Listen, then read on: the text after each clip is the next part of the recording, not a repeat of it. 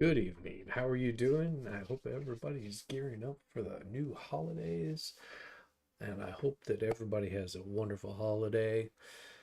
Tonight, I'm just going to go over a little bit of this interview on Court TV with Johnny Depp's lawyers. I'm sure that a lot of stuff was edited out that they didn't want to have shown, but I thought it was pretty interesting. I caught a little bit of it, and I thought, I don't know how you fall on the side of Johnny Depp and Amber Heard. I thought it was interesting. I would not want to be in either one of these people's position. Well, outside of the money, after living in Hollywood for some time, I met quite a few people like Amber Heard and quite a few people like Johnny Depp, people that had quite a bit of money, have grown in popularity, some of them even in their own mind. So it was interesting to me to sort of watch it all play out in a Virginia court, and the amount of things that people would talk about that really didn't really matter. It was good for gossip pages. And that's pretty much how I view all of this, is just a big gossip page. Like I said, I thought it was interesting. Nothing spectacular, but I figured I would bring this stuff in, watch it live, and I mean, not watch it live. It's already been live, but you get to watch me live while I watch it, possibly for the first time. So, here we go. We'll bring it in and see what they have to say. Camille Vasquez and other members of Johnny's legal team speak with Court TV's Chanley Painter. So and Johnny's lead attorney, Ben Chu, joins us live. For the next hour, we go behind the scenes in part one of our special look at Johnny Depp's legal team. I'm Vinny Politan. Thank you so much for joining us here tonight. This is a special hour here on Closing Arguments, part one of our two-part special, taking a look at the trial of the year, the decade, I think really the trial of this century.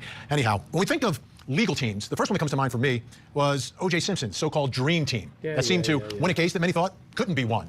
O.J. Simpson, it's different. It wasn't a criminal case. It's a defamation case, which is different. In a criminal who's claiming that you've been defamed a public figure, the miracle in Fairfax. I think what you see is what you get. Should testify what questions we should ask, how we should dress, how we should make the arguments, everything from start to finish. So, again, in these next two nights, right here on Closing Arguments, we're going to take an in-depth look at Johnny Depp's legal team. Chanley Painter, Court TV legal correspondent, who was there for the whole trial from start to finish, sat down with Camille Vasquez and some other members of the team. Let's take a look. Who is Camille Vasquez? Who is Camille Vasquez? Oh, boy.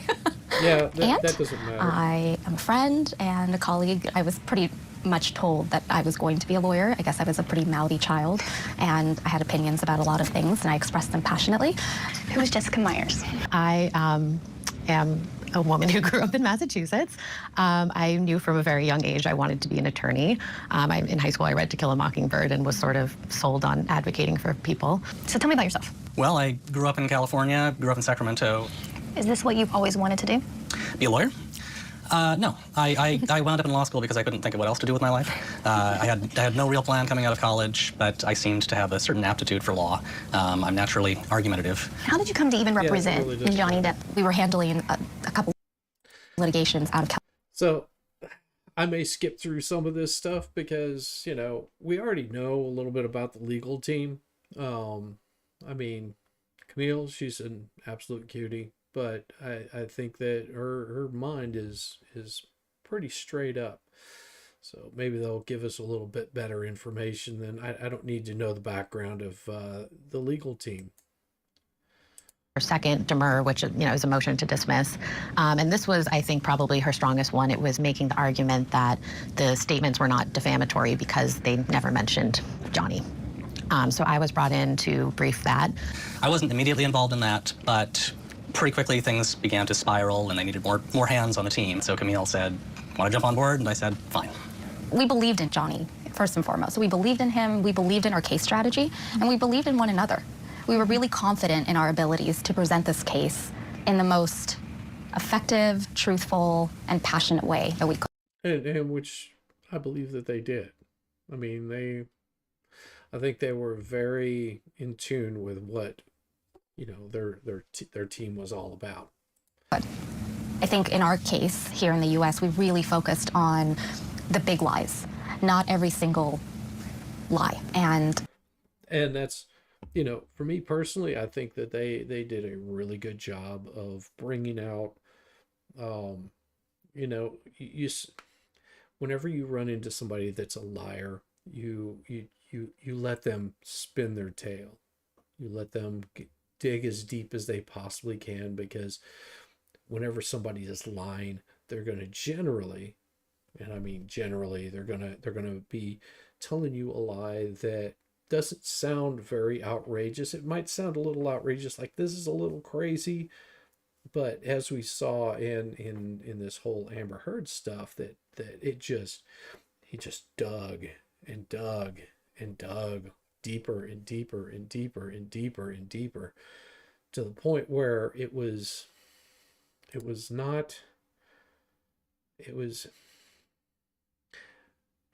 how do you put it? It just, the line of bullshit, her she basically buried herself in her own lies. And, you know, that's where she sort of failed on it, was just digging herself into this pit of lies that were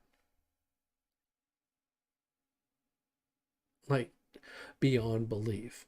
I mean, there's one thing to say, you know, I caught a fish this big, and, you know, it was a small lake and I caught the fish this big, but then by the time you're done telling it, it's like this enormous fish, you know, that had jaws of steel. And if you let a liar talk, a lot of times that liar is just going to carry it on so far that it just becomes, yeah, that I can't believe anything that you're telling me. And it makes you wonder if that person ever even actually caught a fish, or if the tail was just so far gone that it just becomes unbelievable.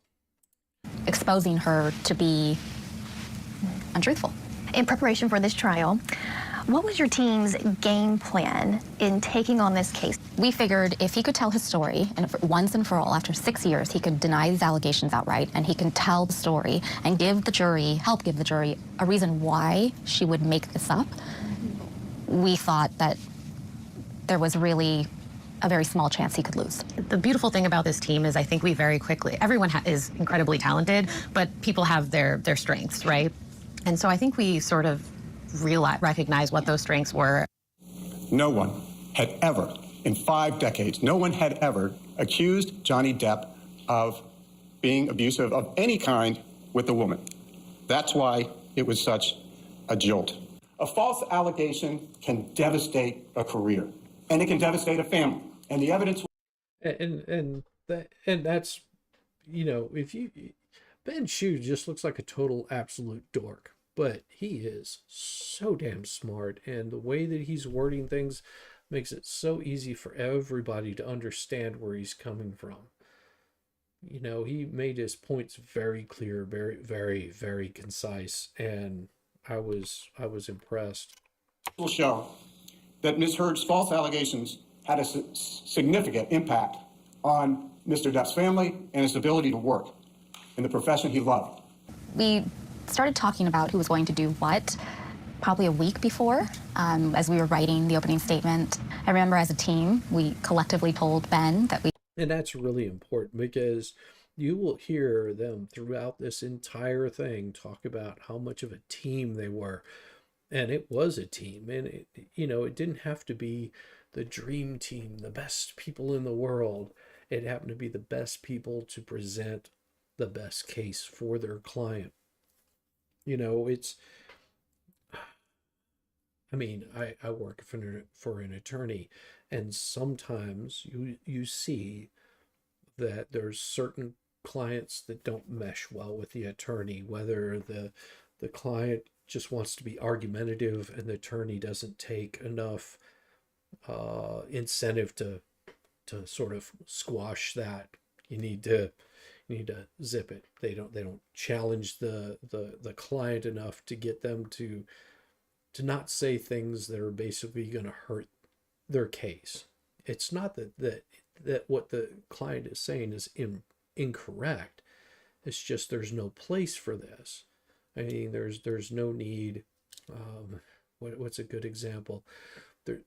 Say, for example, you have a client that believes that you know the person on the other side is an absolute misogynist. That has nothing to do with the case whatsoever. It's just a personal opinion. So you really don't want to have your client, outright pointing out, well, this guy's a misogynist and they're evil and they do bad things and they do horrible things. You sort of want to say, listen, we don't need to bring that up here. Let's just bring the facts of the case and present that best. I don't think Amber Heard's team had that. I don't think they could take control of their client and basically get them to not dig such a deep hole. We thought the opening needed to be split, where he would introduce Johnny, and then the person that was going to go after Amber was going to be the person that was going to do that from the beginning. Right. In this trial, Ms. Heard will undoubtedly present photos. Now, I don't know if you saw this whole trial, but I will tell you, Amber Heard or Camille Vasquez's opening statement really wasn't super powerful or super strong. I think she might have been a little bit nervous by the cameras. I understand. The first time that I got up in front of a crowd, like whenever I say crowd, it was probably a crowd of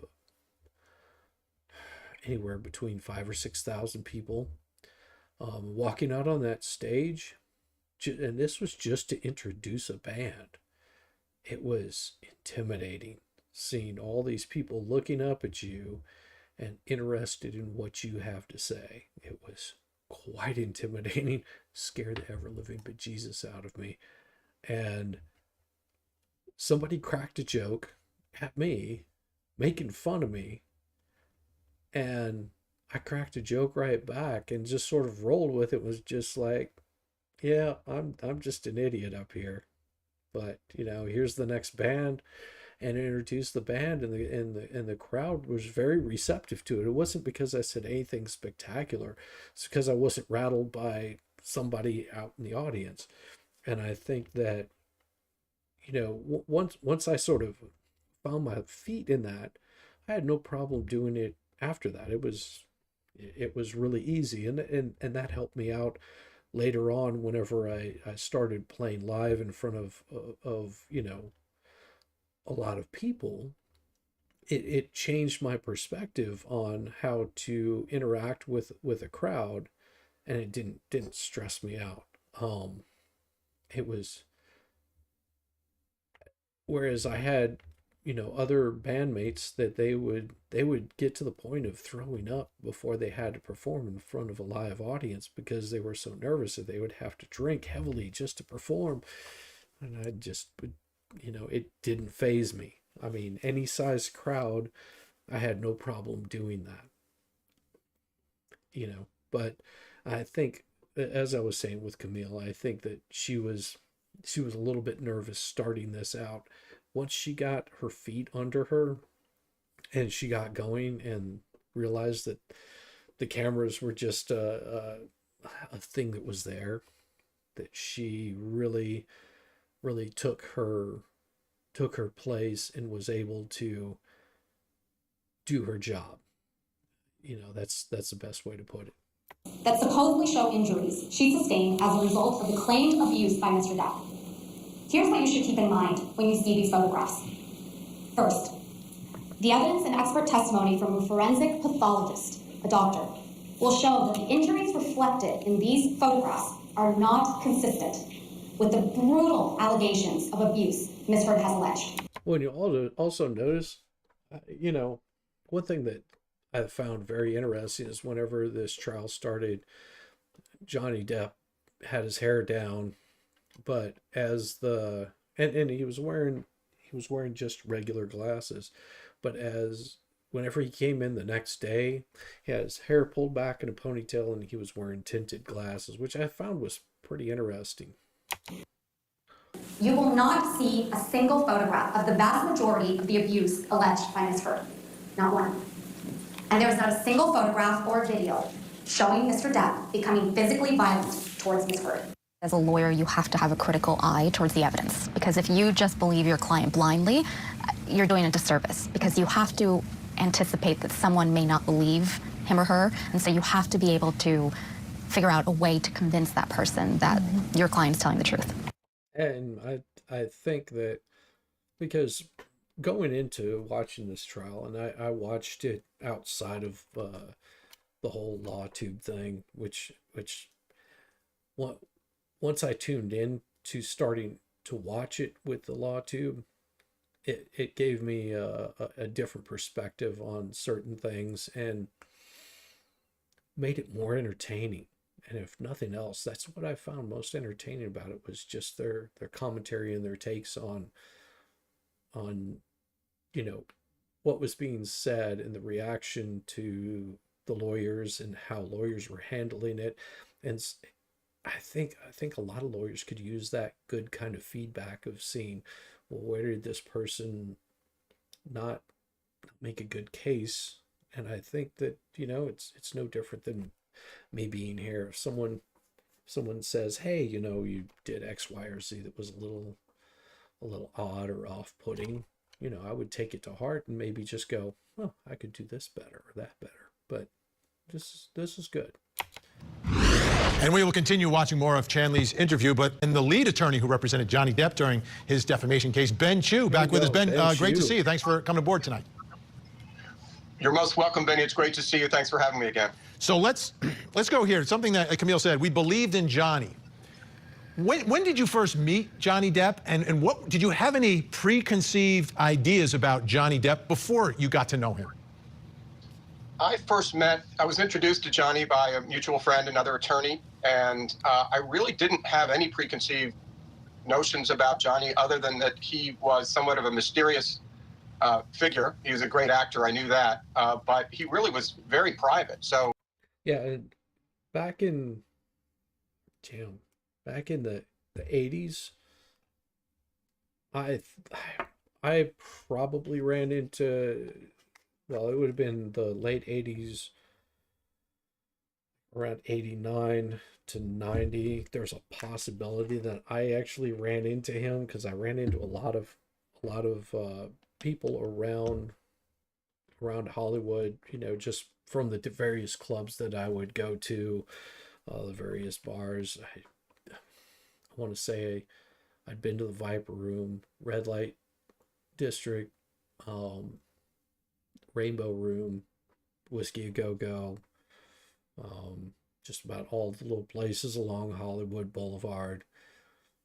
So there's always a possibility that you would run into somebody. Johnny Depp was famous, but it's really weird whenever you're in a city like that. Yeah, you run into a lot of really famous people.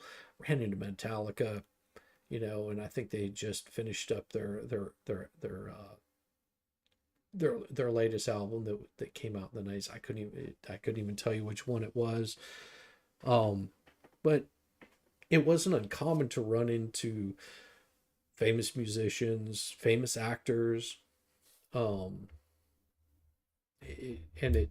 you sort of grow used to it, and you would give people space. You would, go, you give them a nod and, give them a thumbs up and that kind of thing, and be like, that was, like what you're doing kind of thing. It's no different than someone coming into a live chat and, giving you a thumbs up and saying I like your content or something like that. So it wouldn't be uncommon to run into somebody, but he's your typical Hollywood, already been there, done that kind of thing. Until this, ironically, he really had been not reclusive, but he was someone who really valued his private life, and he kept his family life quiet. And as you mentioned, until this, where everything spilled out into the courtroom. We've got a lot to get to this hour, so Ben Chu is going to stay with us as we continue to get an inside look at Johnny Depp's legal team. Also, folks, coming up next hour. Inside their off-campus that is captivating the area body on trial for murder. And Ben Chu, after Johnny Depp won his defamation case. Tonight, we're getting an inside look at Johnny Depp's legal team for this case. The amount of detail, the amount of years, and all of this, the evidence and the witnesses.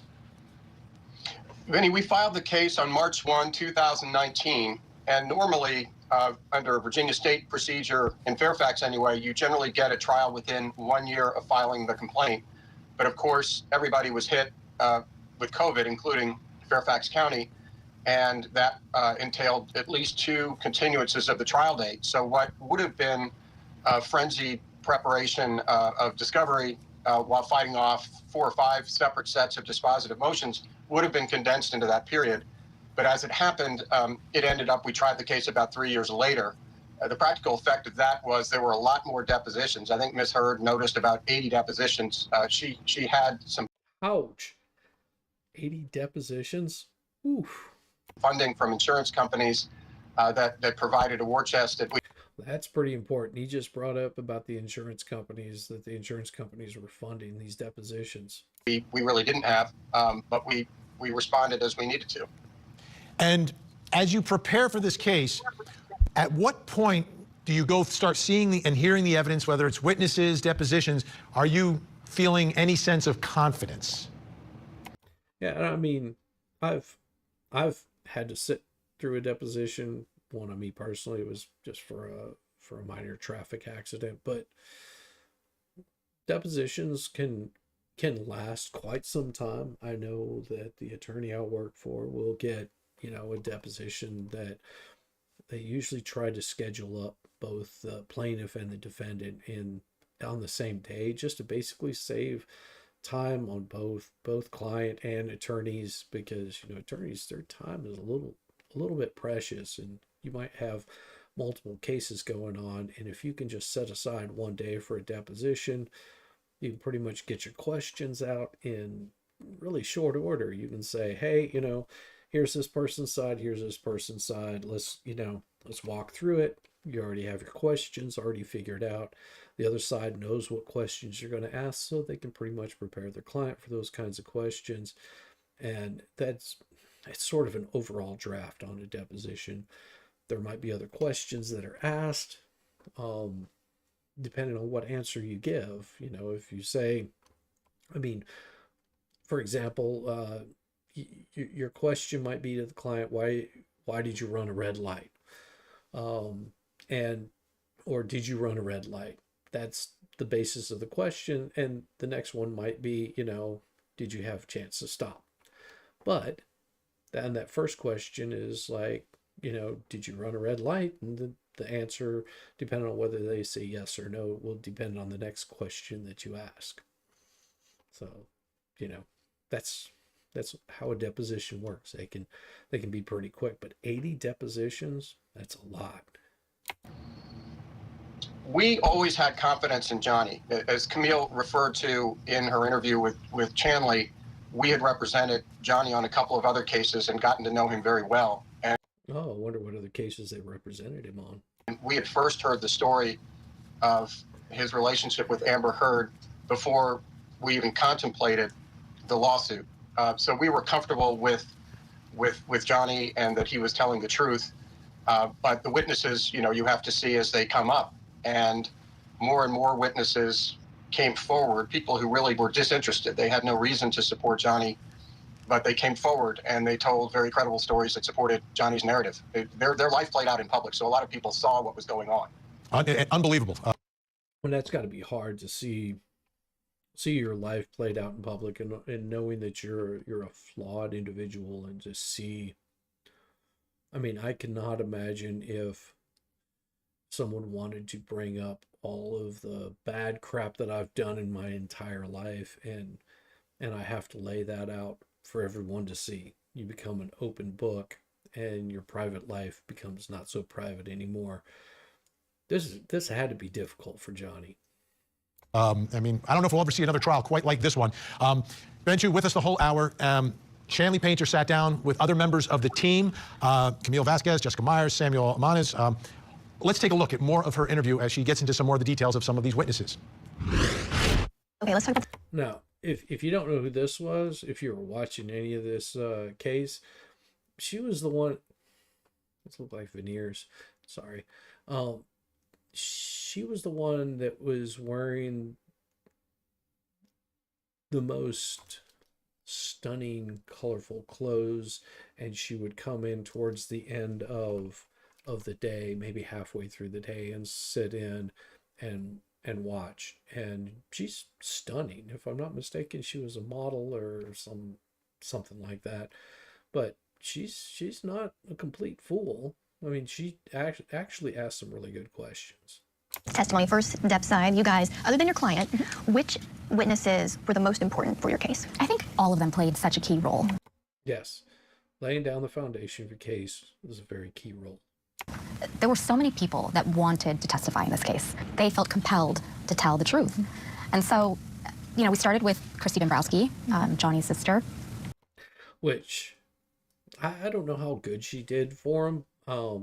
And the one that came up after that got booted out of the courtroom because of some shady stuff.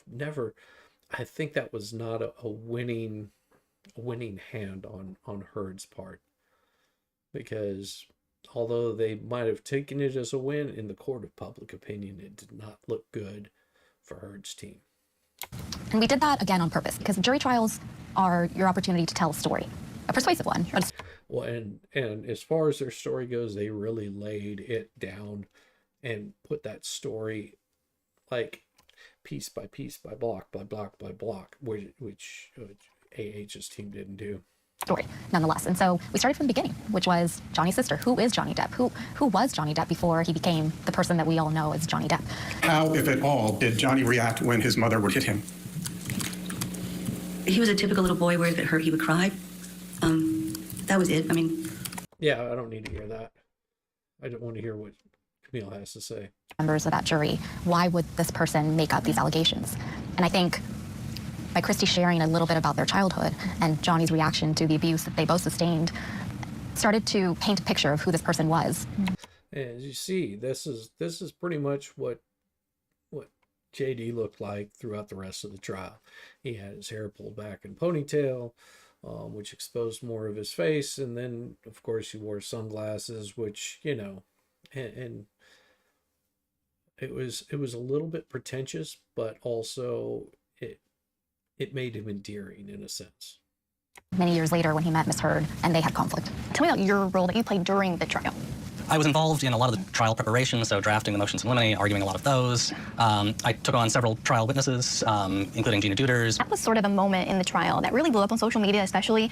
She starts her testimony, she's about 15 minutes in, and then there's this sidebar out of nowhere. Yeah, and this was Deuters that got like pulled out of court. And this is what I was talking about. Her getting removed from the courtroom. That was it did not make in the court of public opinion, it did not make it look good. You've been watching, so you have seen parts of this trial? Yeah. Okay, and witness testimonies? Yeah, I've seen clips of. You've seen them, thanks. All right, does anybody have any follow-up questions? Miss Deuters, have you been watching? It doesn't matter, she's been watching clips of witness testimony. All right, you're excused, ma'am. You can have your excuse. Okay. And she should have been. Okay, thank you. So I was conducting Gina's direct examination, and somebody in the gallery, a member of Miss Heard's party in the gallery, passed up to one of her attorneys a phone with screenshots of what appeared to be Gina Deuters posting on social media about the trial. What actually happened, ultimately it turned out, was that Gina had seen a couple of isolated clips, just because people had been sending her clips on social media. But she hadn't been seeking it out, and she hadn't actually been watching any significant amount of it. And the apparent social media posts had actually been from the year prior. Dr. Shannon Curry. She was almost a crowd favorite. You could tell she connected. Yeah. Dr. Shannon Curry. Yeah. She was really enjoyable. With this jury, how important was Dr. Curry's findings and conclusions? And it wasn't that because she was just attractive, but she took her time in answering the questions that were asked of her. To your case. As a result of the work that you performed, did you form any opinions with respect to Ms. Heard? I did. What were those opinions? The results of Ms. Heard's evaluation supported 2 diagnoses: borderline personality disorder and histrionic personality disorder. Having a psychologist say, this is what ITV looks like, this is what PTSD looks like, this is what it doesn't look like, was going to be persuasive. There was one witness that you guys put forth early on, the marriage counselor. With Ms. Heard, he was triggered, and they engaged in what I saw as mutual abuse. Yeah, that was sort of devastating towards both of them. That was her opinion. That doesn't mean that she was saying that there was mutual physical violence on both sides. Again, no witness came forward and said, I saw Johnny Depp physically abuse Ms. Heard.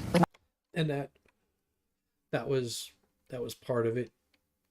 Emotional abuse, yeah, but not any physical abuse. My own eyes. In any trial, you're going to have some testimony that you love and some testimony that you hate. And there's never going to be a trial when you don't end at least one day of it going, oh no, that Yes.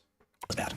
And that was the case here. And I think we put on enough evidence showing that Johnny Depp has a lot of good qualities, is fundamentally decent, is fundamentally nonviolent, that ultimately that comment, I don't think, made much difference. And I don't think that comment actually made much difference at all. All right, when we come back, we're going to sat down with the rest. Let's skip past some of this here. Ms. Heard made some quite heinous and disturbing, brought these disturbing criminal acts.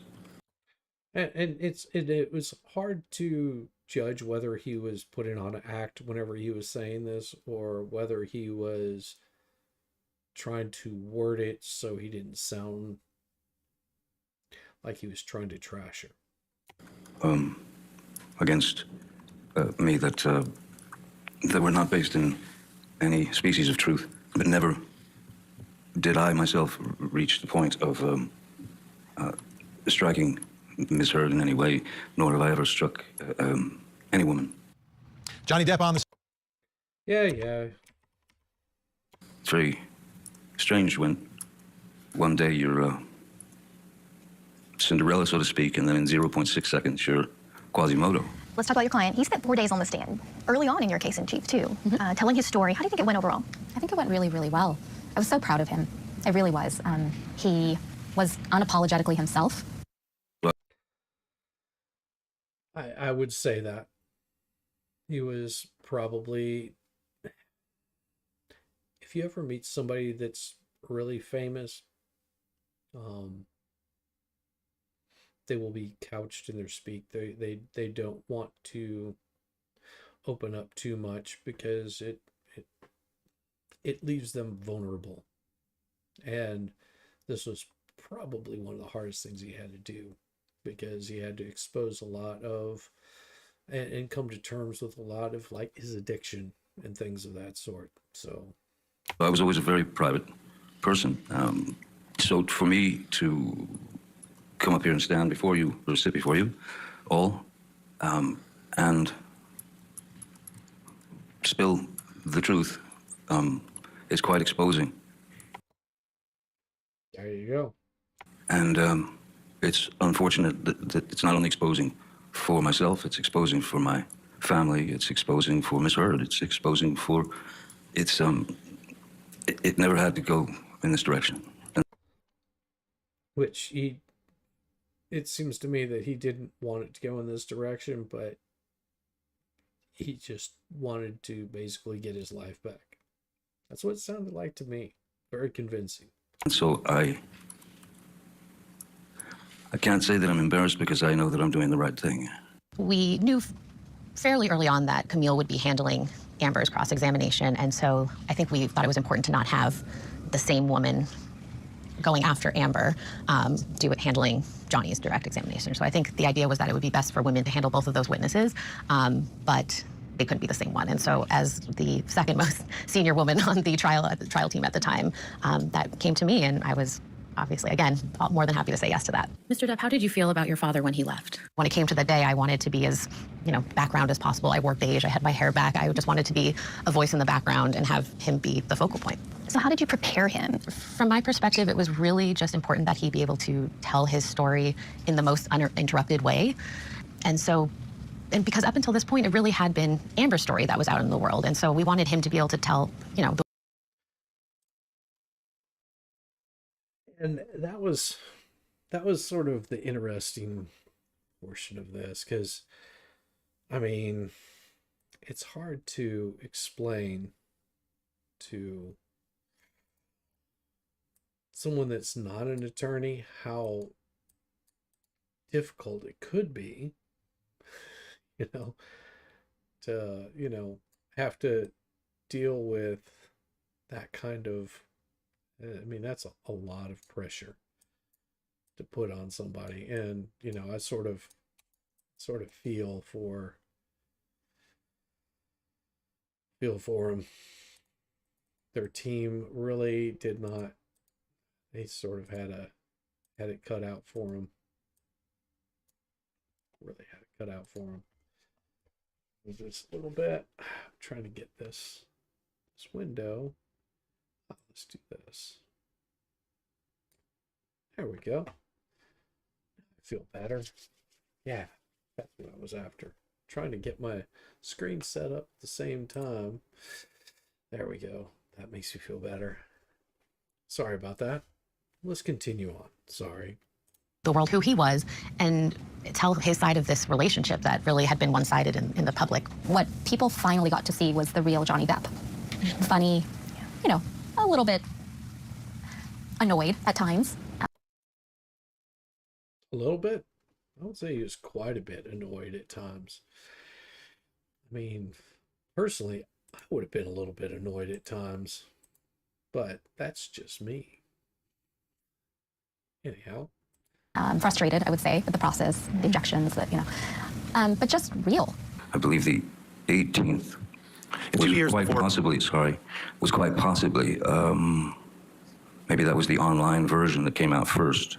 2 years before either the online or print. I'm sorry, I was just going to finish. I think you answered my question, sir. Thank you. Oh. Do you have a drinking problem, Johnny? Objection, calls for hearsay. What the doctors told him. I'm not sure he's saying what the doctors told him. I think that's what's about to be testified to. Oh, if you can make that clear, I guess. Let me ask you a different question, Mr. Depp. Yes. Let's let him object to another one. I think we developed a very good rapport. I find him very funny. I think he has an incredible sense of humor.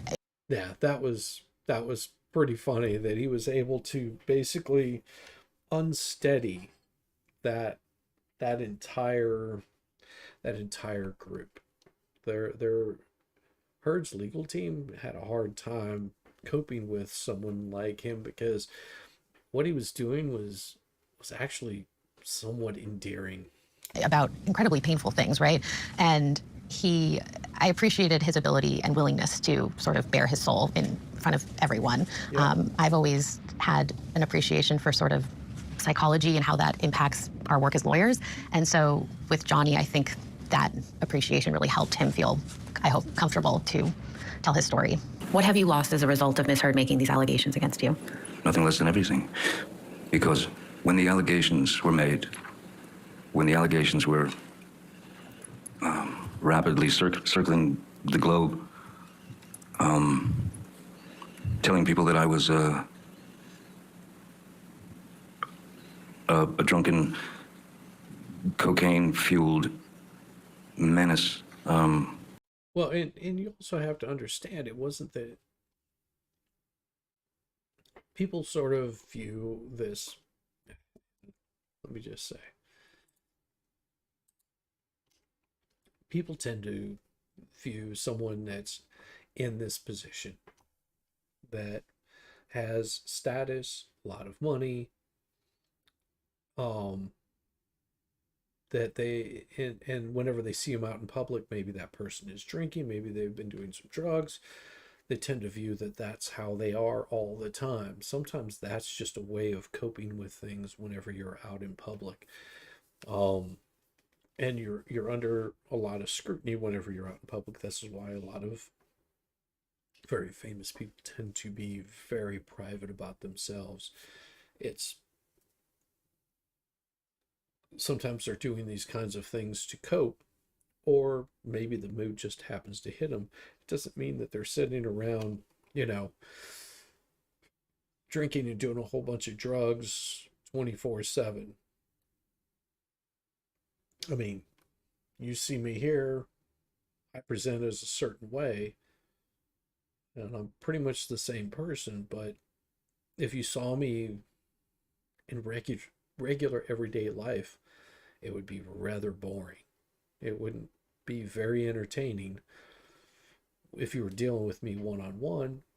So outside of, you know, my mundane life of, you know, sitting down and typing court documents or building things out of wood or designing the next thing that I'm going to build, you would find me rather boring. I mean, this is a little bit different than what you see out there. Whenever I would perform, people would have a certain expectation of me to perform a certain way, to act a certain way, and I would be very cordial, entertaining. But whenever I wasn't on stage, I did not, hardly would ever drink, would smoke still like a chimney. I stopped smoking. Now I just do the little vape thing. But it was my personality on stage was a little bit different than what you would see off of the stage, because most humans, their lives are boring. It's not filled with drama. People want drama, they'll find it. Know this for a fact.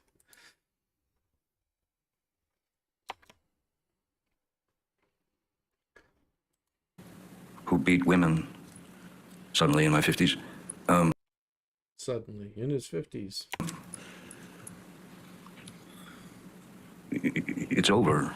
You know, you're done. He's not everyone's cup of tea. He uses bad language. He's, you know, struggled with sobriety his whole life. But he didn't do this. I didn't believe that a man in his 50s wakes up one day and starts to abuse their partner. I think he was genuine. I think people know he's an actor and they expected to sort of see him up there acting a bit. And he wasn't. I mean, he was talking about his really painful memories from his childhood. He was talking about these really painful experiences he had had in his relationship with Miss Heard and in the aftermath after she had made allegations against him. And I think he wasn't afraid to really get into how he felt, how it affected him. And at the same time, he took ownership for his role, right? And I think that was compelling to people.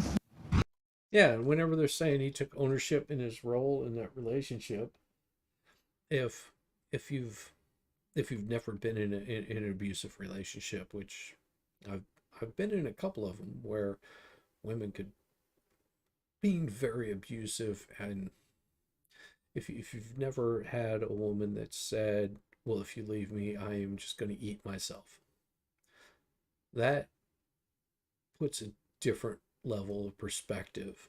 And I will tell you, if you ever run into one of those, have someone intervene in that situation and you personally get out of it as soon as possible, because it is a downhill slope and it can be really, really painful to get out of it, because you feel like you want to help that person. You want to make sure that they're okay. The first one, I stayed in that relationship longer than I should have. The second one, when that happened, I was out the door as fast as possible. So note to you women out there, if you ever try that stuff on some guy, you're just bad, because you're trying to guilt trip them into being with you whenever the relationship isn't working. I don't know if it's out of fear of loneliness, but you're a bad woman if you do that. Unforgettable. Ben Chu still with us, the leader of Johnny Depp's legal team. Ben, and we mentioned this a little bit earlier, but the fact that this trial was about what it was about, which was his entire life. How do you have that? That's not what all this trial was about. This trial was about her saying bad shit about him. That's what this trial was about. Conversation, or did he know by bringing a defamation case like this that the world was going to know everything? Yeah, we had a long conversation with him. You know, before any defamation case, you have to do a lot of due diligence into the truth, because obviously, as you well know, the truth is always a defense in any defamation case. Yes. But you know, that's the, I cannot imagine having that having to be in that conversation. I mean, if I know that the attorney I've worked with has sat down with clients and let them know that, you know, this isn't an overnight kind of fix. You may not end up with the results you want. And you know, if the truth is on your side, the truth is on your side. I mean, sometimes you can get things spun that are not quite true, but man, that would be a hard conversation if someone sat down with me tomorrow and said, you know, you're wanting to pursue this avenue, and you're going to have to expose every little thing that you've done from the time that you were born till this date, of all the bad stuff that you've done. That's going to be hard. But also, on the other hand, I think that if somebody opens up in JD's position, and I were to see that as a juror, knowing that I'm a flawed human being, and you know, here I am looking at another flawed human being, and they're owning up to their issues, it's going to endear them to me a little bit more. Whereas someone like AH, she couldn't endear herself to a wet pole in the middle of December. Same. She was stiff and uncomfortable and not willing to own up to the bad stuff she's done. And we were confident that he was telling the truth, but then you get into some ancillary issues, which is, all right, we're satisfied that these allegations were false, but there are other things that may come in, you know, the alleged substance abuse, that kind of thing. He's a very thoughtful person, and he weighed all of that. And as I think you just heard in the snippet, he wasn't embarrassed, because ultimately he knew he was doing the right thing. And I really think that he was doing it for his family. I mean, his family knew that he didn't do this, but I think he felt that they should not go through life with the stigma of other people thinking that. And my brother Peter came up with a great line that we used in my part of the closing, which was that this was, you know, the only Me Too case without any other Me Too's. In other words, you think of all the others, and there's several who come forward after the first allegation is made. Yeah, imagine that. And that's sort of, I think this sort of really shot down and exposed that, you know, it's not about always the accuser, and it's not about the accused. It's about the truth. And I think that's what really shined out through this whole thing, was showing that, you know,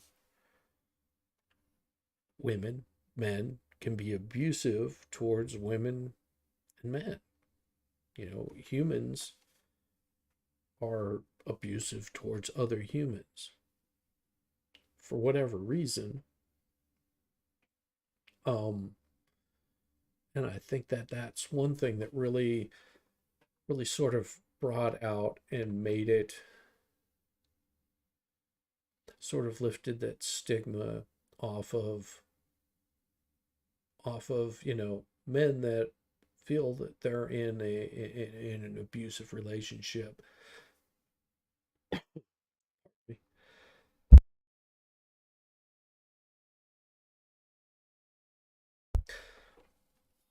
That men that are in an abusive relationship, women that are in an abusive relationship, that you don't have to stay in one of those kinds of relationships. That it's okay to feel all of the isolation, the despair, that you're not alone in that kind of desperation. And I urge anybody that is ever in an abusive relationship, or somebody that is violent or abusive towards you, or is having problems controlling themselves, I highly recommend get out of that situation as safely as possible and seek help, you know, not only for you, but for your partner, because, you know, these kinds of things can be really dangerous if they go on. Mr. Depp has been with many women in his life, some of whom he's disappointed, and not one of them, not one, came forward after she first made the allegation on May 27, 2016. And I think that was very important, and I think it was something that we stressed. And that was not a claim Ms. Heard could make. That was not a claim Ms. Heard could make, because she had a record of violence against a partner, or at least well, and they were having a hard time bringing that information in too. Alleged violence, and that's not something that Johnny had. That really is so significant. Is your brother a lawyer? He's not. He is a comedian and an artist, and very talented, but he's a great wordsmith, so I borrowed that line from him. Absolutely, and it's so true. Such a big part of the case. Ben Chu staying with us. We're going to have more of our in-depth look at Johnny Depp's legal team. Part 1 tonight, Part 2 tomorrow. Okay, so we're going to skip through a lot of this stuff here and see if we can get back to this. In civil case number CL 2019-2911, Mr. Depp's claim against Ms. Heard. 1. As to the statement appearing in the online op-ed entitled, "Amber Heard, I spoke up against sexual violence and faced our culture's wrath. That has to change." In the Washington Post online edition, quote, "I spoke up against sexual violence and faced our culture's wrath. That has to change," end quote. Culture's wrath. I love it. Do you find that Mr. Depp has proven all the elements of defamation? Answer, yes. Wow. Yeah. Let's see what Camila has to say. More of that interview. Now, I've heard that you guys were called the Black Pearl. Who told you? I don't know. So, yes, this is true. We are the Black Pearl. Not cursed. Not cursed. Though that was, contemplated when we were coming up with a team name. Ben kind of came up with this, I think it was Ben, that he would just start referring to us as the Black Pearl. So every email I get from Ben pretty much starts off with Black Pearl, comma, and goes into telling us whatever he wants us to do. And that's just how we refer to ourselves. This guy's sweating like crazy. It took. Obviously, it's the ship that Jack Sparrow is on, or whatever. Truth be told, I actually haven't seen a lot of the Pirates, so I know it's bad. Well, what's interesting about this is that we had some real big fans of Johnny and his work on the team, and they happen to be some of the people that wrote a lot of the briefs, and Jessica Myers actually is a huge fan of Johnny Depp's and his films. Yeah, so I grew up watching his movies, as I think many have. So when I would write the briefs, very often there would just be little tidbits that there would be a phrase or something that it would make me happy to drop it in, and I don't know that anyone else would notice. Camille said she did sometimes. I don't know if the court's noticed, but hopefully not, actually. But it was something to sort of make what can be sometimes an overwhelming and difficult job a little more fun. Well, and you want to lighten up the mood a little bit, especially if you're in a multi-year lawsuit. You do not want to be, stodgy. You especially whenever you're building a team. I mean, I worked at the shop I worked at. It wouldn't be uncommon for people to play pranks on one another because, well, you sort of have to lighten that mood a little bit. Just to make it, enjoyable to be there. And I mean, sometimes you're the butt of the joke, and you could always tell the guys that weren't the butt of the joke that they weren't going to last for very long. I'll tell a story about that sometime. All you gotta do is ask, and I'll tell that story about my first week working with the crew and being the butt of that joke. Johnny seemed like someone who was so upbeat the whole time. So he was very much a part of your team as well. There is a funny story about Johnny during the trial. He was very involved. So after court, we would come back to the hotel we were all staying at, and we would meet, and we would debrief, and then we would talk about what was happening the next day. And, there was definitely a rapport built between all of us. He played a pretty good practical joke on all of us. We had a war room that was down the hall from where he was staying. All of a sudden, someone knocks on the war room door, and there is a very elderly man outside who just comes barging into the war room and really had people going and scared because we didn't know who this person was. And then we heard the laugh, and the laugh is unmistakably Johnny. And it's actually one of the disguises he uses when he goes out Tell me about Ben Chu. You gotta love Ben. He's honestly one of the sweetest people you'll ever meet. He's a genuinely nice guy. He gives people a lot of opportunities that they wouldn't ordinarily get at their level. And I would love to sit down and chew the fat with Ben Chu. I would love to drink a beer with the guy because he seems like he's just a genuine person. And I think that if you listen to him in court, you can imagine that he doesn't take himself too seriously, but he is smart. And that's a very good thing to have if you've got somebody defending you. He really sets his ego aside and decides what's going to be best for the case.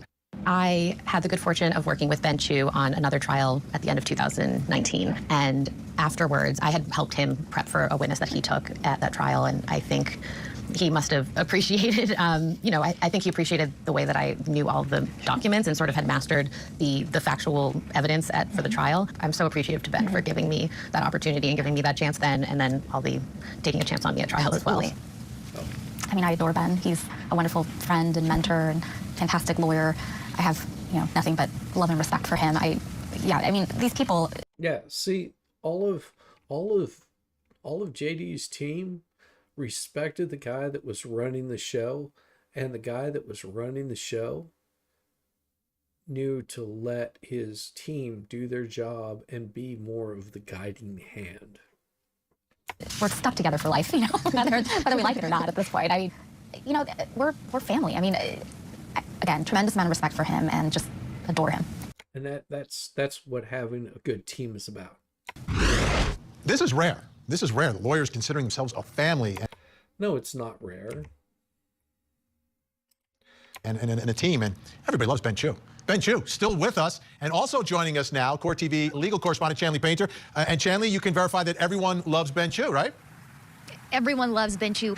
It's so rewarding as a journalist, Benny, to start. And you can tell that Ben right there is enjoying it because he knows that, yes, he had a really good team, and he's probably very appreciative of all of them. At the end of the day, you hit that. It's sort of like that Christmas party, and everybody shows up, and everybody is happy to see Ben Chu, and Ben Chu is just as happy to see all of them. Story day one, sit inside a courtroom every day, get to know the teams, the players, the parties, and then full circle almost sit down afterwards, and really they pull the curtain back, and we learn so many new details that are revealing. And yes, who doesn't love Ben Chu, right? Such a great guy. So honored to have him on tonight. But this isn't it. We have a whole show tomorrow, another hour. That was just the beginning, the tip of the iceberg, Benny. Gotcha. And we're gonna have a preview. All right, so it looks like they might have a little bit of discussion here. I'll continue on, and then we're going to go into hour 2. So this will probably be a little bit longer stream, but hey, I've got a good feeling. It's the holidays coming up, and again, if you're watching this, hit like and subscribe. It doesn't take very long. It takes a couple of seconds out of your day, a couple of minutes, and enjoy. Do that just a second. Ben, let me ask you about this team, this family, this trust. Was this trial fun?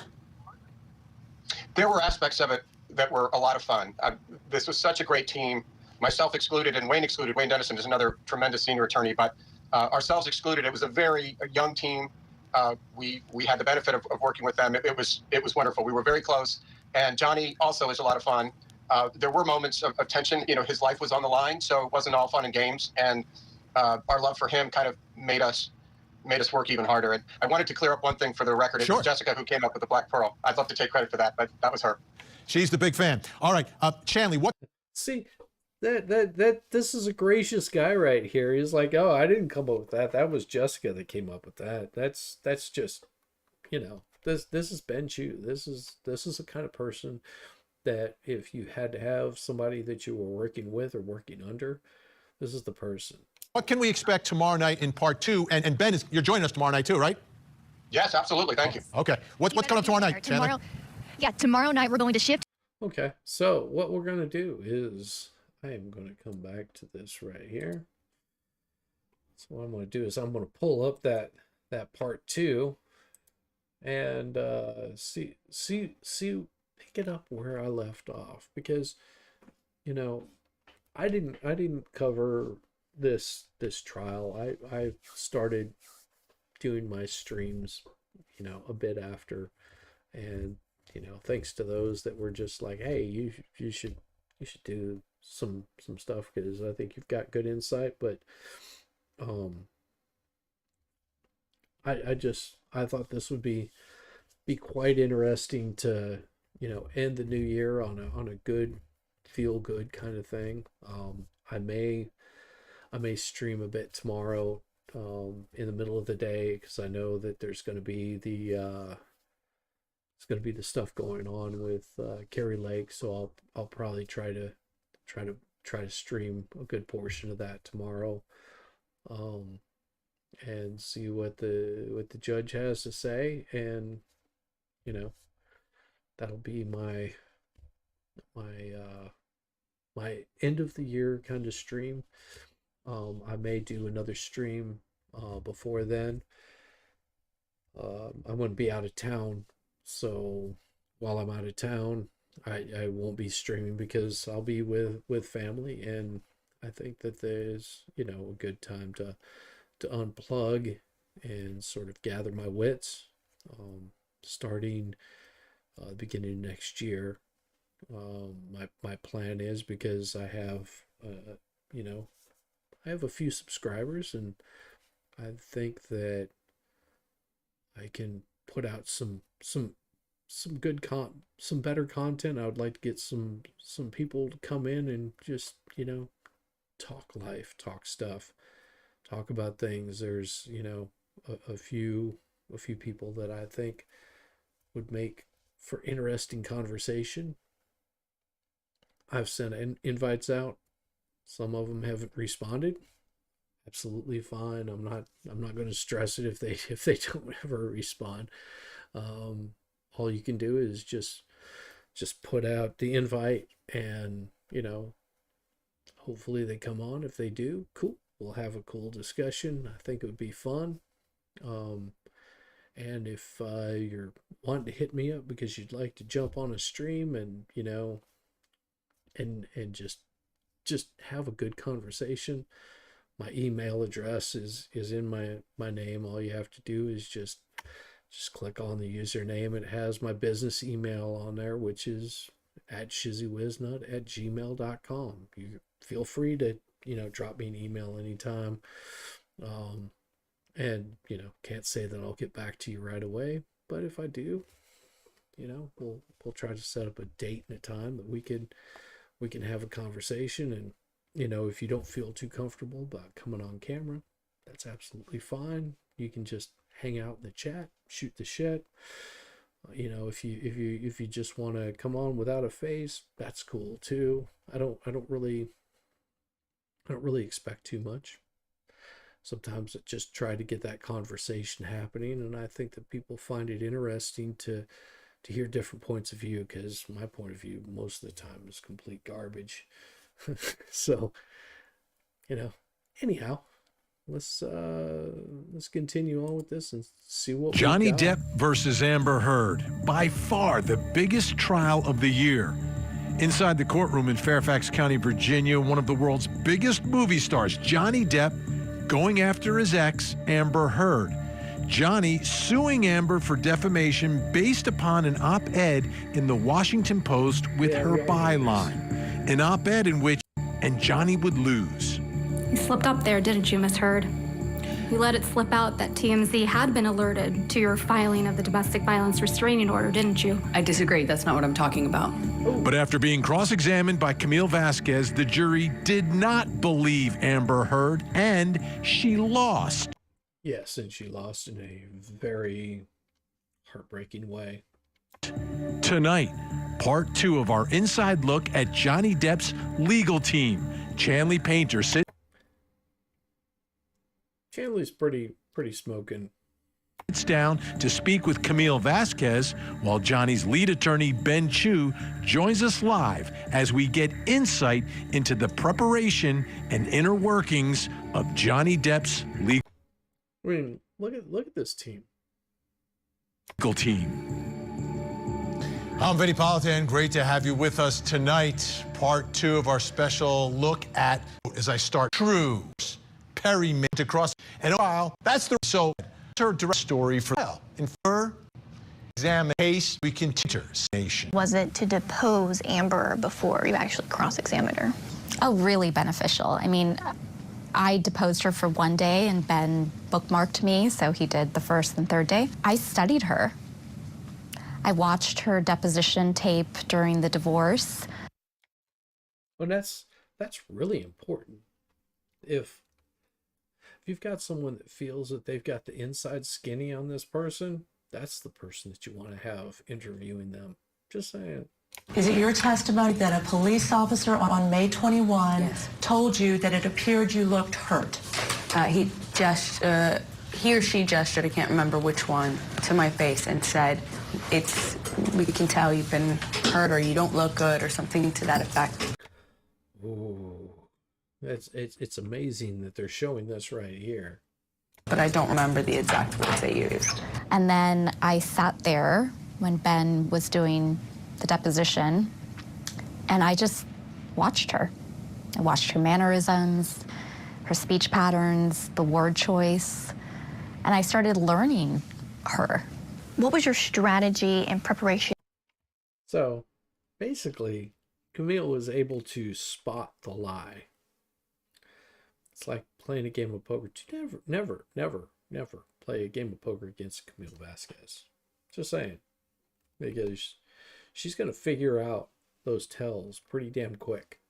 And going into this cross, because you knew early on that you were going to be the one, right? It was about confronting her with her own words. There you go. Like I said, a liar. You give a liar enough rope, they will hang themselves every time. I wanted every single question to tie back to something she had said, either in a recording or had testified to under oath. Good afternoon, Ms. Heard. Good afternoon. Mr. Depp hasn't looked at you once this entire trial, has he? Oh. Not that I've noticed. And that was probably one of the most interesting conversations that I heard between them, because that was a very interesting tactic that I think she prepared JD for, and I think that the jury because I can remember whenever I was watching this and that question came up, the first thing I did is I looked at him. And even if he had looked at her any point in time during that trial, I couldn't think of any time that he actually did look at her. So whether he did or not, I couldn't tell you. But in my mind, it was painted that, yeah, he wouldn't look at her one single time. He never looked at her. And I think that her strategy on this had nothing to do with the actual case itself, but it made people aware and to pay more attention to the way that he was going on in this trial. No. He promised you you would never see his eyes again. Isn't that true? I don't recall if he said that. One of the first questions your counsel... And you can just see him going, oh, this is hurting her so bad because she just got called out. And man, her questioning of Heard was just unreal. Counsel asked you on direct is, why are you here? Do you remember that? I do. Let's please play Plaintiff's Exhibit 357A, which is already in evidence, Your Honor. See what the jury and judge think. Tell the world, Johnny. Tell them Johnny Depp. Johnny Depp, man, I'm a victim too of domestic violence. And yeah. Man, just chewing her up. Just absolutely chewing her up on this. I'm gonna have the speed sped up a little bit on this because I don't want to be here for another 2.5 hours. So I'm gonna speed up some of the dialogue. You know, it's a fair fight. It seems how many people believe or side with you. Mr. Depp is your victim, isn't he? Ooh, and this is where she started losing. No, ma'am. And once he left you, you continued to abuse him publicly by calling him an abuser, didn't you? He is an abuser, and you can look either of us up online and figure out who's being abused. And see, this is where Heard screwed up. Because she was saying, you can look us up online. You can view our Twitter feeds. You know what? 90% of the population could care less about my Twitter feeds. Because they're not on Twitter. Hell, most of my family could care less about my streams. Why? Because they don't watch YouTube. And if they do, they're probably watching cute puppies chase each other. Most people don't pay any attention to that kind of stuff. If you're in with a certain crowd, only that certain crowd is paying attention to what you're doing. I remember, and I trace this back to, just experience. I used to build B3 organs. I used to build these compact pieces that would get shipped off to rather well-known musicians. There just happened to be one playing in Athens, and I had just repaired a B3 chop that we had done. It needed just some quick soldering, but they had asked if I would bring it down to the location that this well-known musician was going to be playing. And I was like, yeah, sure, I can bring it down. I bring this B3 chopped organ, set it up, and I'm actually invited to stay for the show, and I just basically sort of sat backstage a little bit and got to watch, and it was amazing the amount of musicians that were there, and they were all keyboard players, because this is a really good keyboard player, and they're very impressed, and they want to see them perform. Outside of these other keyboard players, they view the band as a whole, but just this little inside group was really interested in watching this particular keyboard player play. And it occurs to you that whenever you've got like somebody that is really good, there's a lot of people that want to see that performance. And what Heard doesn't understand is her online presence is nil to the population. Most people are not going to look you up. They don't care. They're in for the drama. But she's not self-aware enough of that. It's online. I think one of the strongest moments of your cross was when you put photo after photo on the screen and asked Ms. Heard about that photo. This is a picture of you and Mr. Depp at the event the night after Mr. Depp allegedly whacked you in the face so hard you thought he had broken your nose. He did whack me in the face. This is a picture. He did whack me in the face. Didn't say he broke your nose, but she said he did whack me in the face. Of you at the same event the night after Mr. Depp allegedly whacked you in the face so hard you thought he broke your nose. This is a picture of me after he did whack me in the face. And notice that she doesn't answer the question, saying that he did break my nose. She never says that. She says he did whack me in the face. The night after, right? Yes, it is. This is you in the backless dress at the Mordecai premiere in Tokyo, right? That is correct. You would agree that there are no bruises or visible marks on your back in this picture? No, not that I could see. Not that you could see. But of course, well, they were elsewhere. Where? I give a lot of credit to my partner, Wayne Dennison, for that. We needed to, again, give an explanation to the jury as to why Johnny wasn't looking at Ms. Heard throughout her testimony, and we did that by pointing that out and, again, giving them an answer. I didn't want them to go into that deliberation room and have any questions. And then Wayne said to us in the war room, he said, just answer the question that everyone has. Did he abuse her or not? You start with the pictures, obviously. That's a photo of you opening your mouth on the right? That's correct. And again, a larger view of the same photo on the bottom? That's correct. With a split lip? You've seen pictures of it without makeup. And He's right. Juries are incredibly visual. They needed to see those pictures. What about the pictures she brought forth that did show red or discoloration? The ones that were altered? The extractions we were provided were backups of iTunes, just exports. So it's third generation, and there's no way to verify the file paths and the history of any single photo that we've looked at.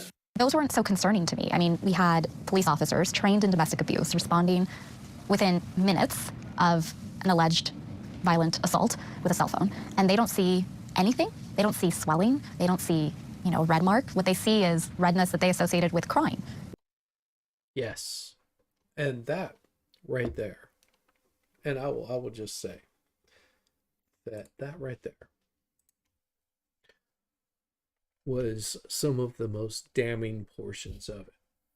Because, me just as some, schmuck watching YouTube or watching this trial, and I saw this person that just did not look authentic.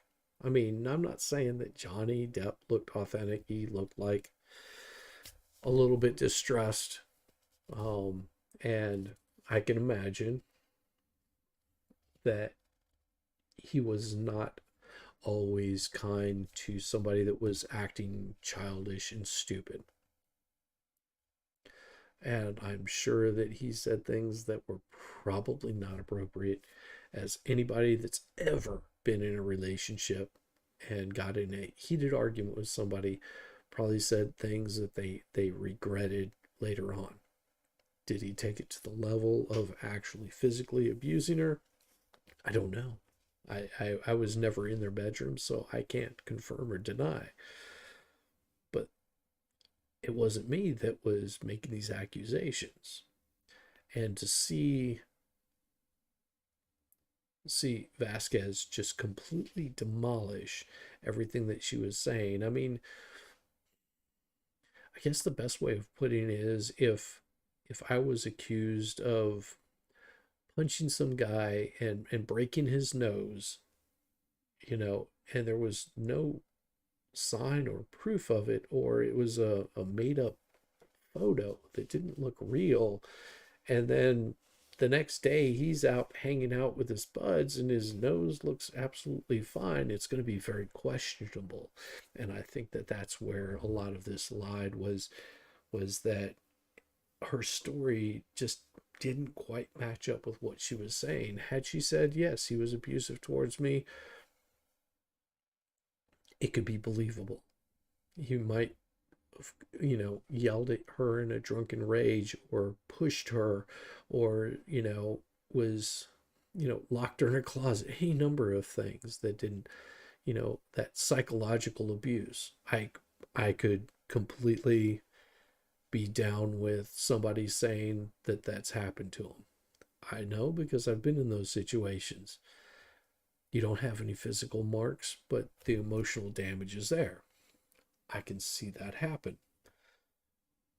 But she took it so far to the extreme that it just wasn't believable. It's like somebody telling you, oh yeah, I saw a UFO, and it becomes so unreal that you're just like, yeah, I just don't believe you. It's a great story, but does it hold up in a court of law? That's where it really boils down to.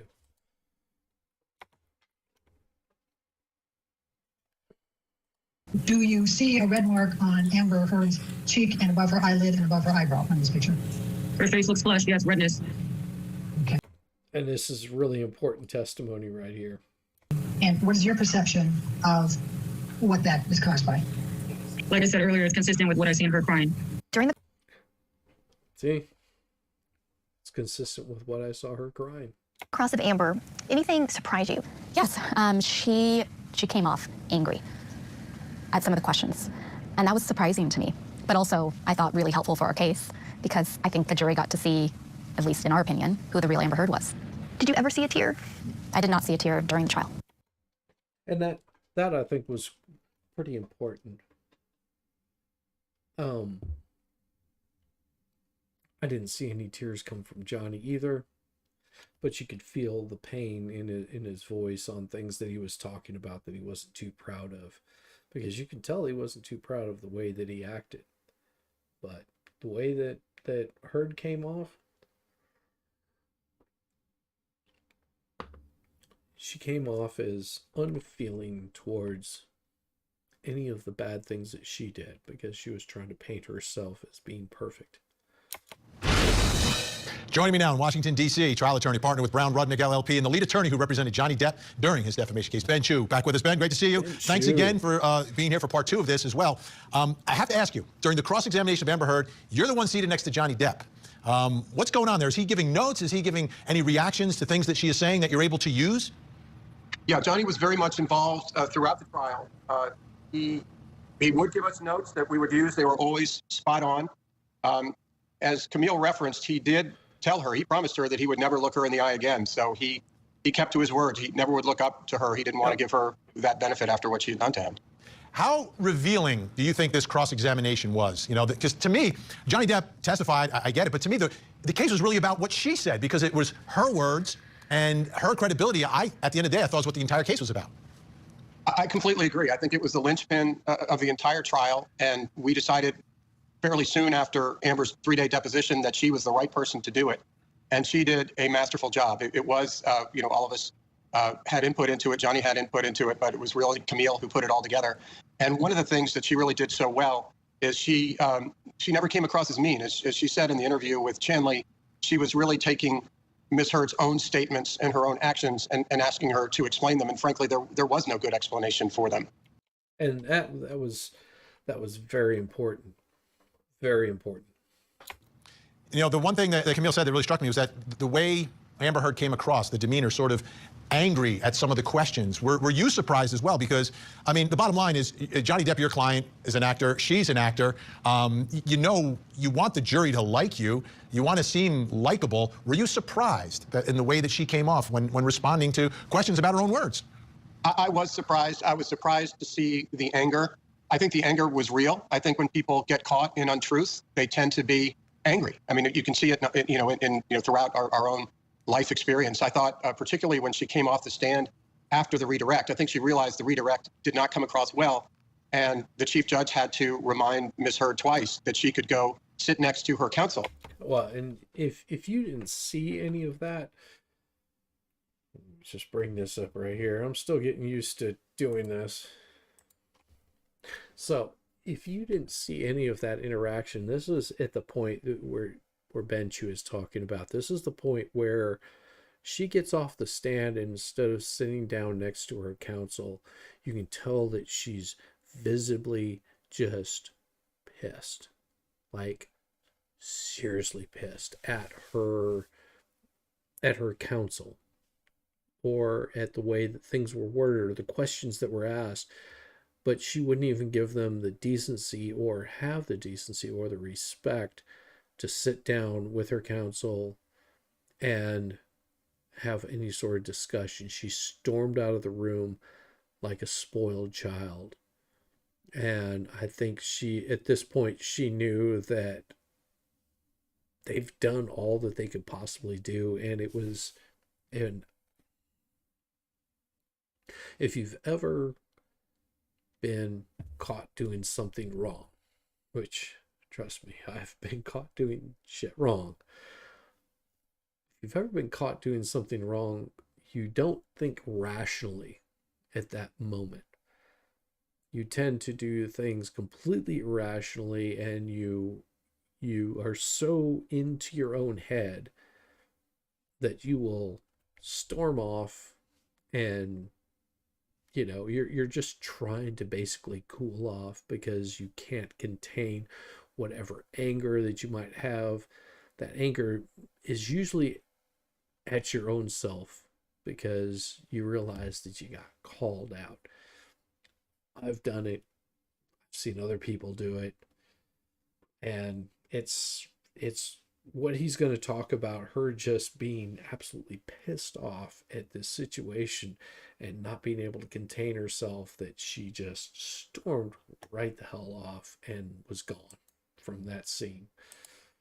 You know, having come off the stand after completing her testimony, and instead of sitting down next to her counsel, she stormed out of the courtroom. Now, that was something that was shocking to all of us. I'd never seen anything like that in my 34 years of practice. It came across to me as incredibly disrespectful to the court, to her own counsel, and frankly, to the jury. And revealing, I think revealing, because you're judging someone's credibility, you're judging who they are. And I think that really came across through the testimony and especially the cross-examination. All right, Ben Chu is with us the whole hour.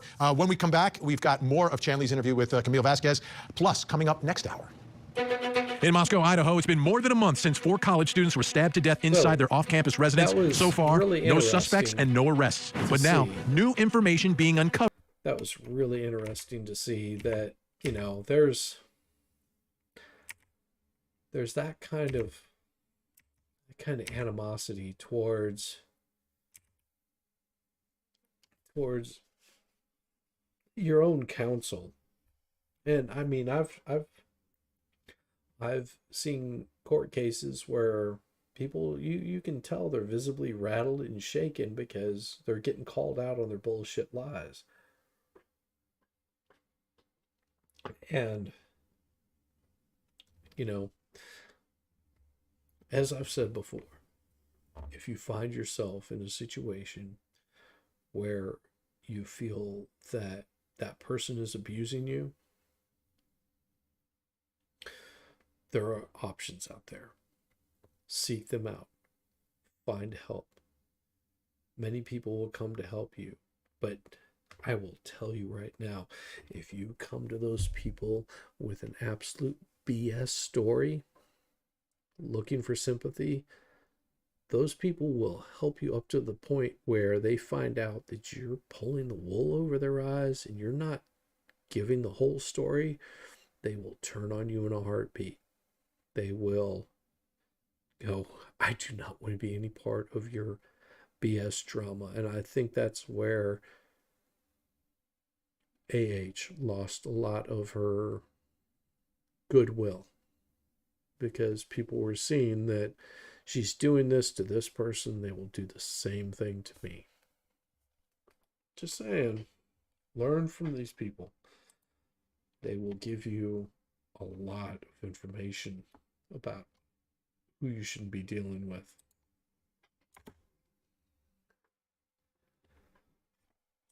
From this defamation trial multiple times for an interview, and our requests were denied. There's a standing invitation for them to sit down and talk with us about their side of the case. We'll see if they respond. In the meantime... You heard that? Let me back that up a little bit. Welcome back. I want to let you know that Court TV has reached out to Amber Heard's legal team from this defamation trial multiple times for an interview, and our requests were denied. Imagine that. There's a standing invitation for them to sit down and talk with us about their side of the case. We'll see if they respond. In the meantime, Johnny Depp's legal team did. And more than likely, they just want to put this, they don't want to discuss, because it's just like, yeah, we're moving on. We've got other cases to handle. We're too busy. Invite us up to New York, and Camille Vasquez sat down with Chanley Painter for an interview. Let's show you more of that as we get more insight into what happened in Depp v. Heard. The witnesses presented the most challenges for your team?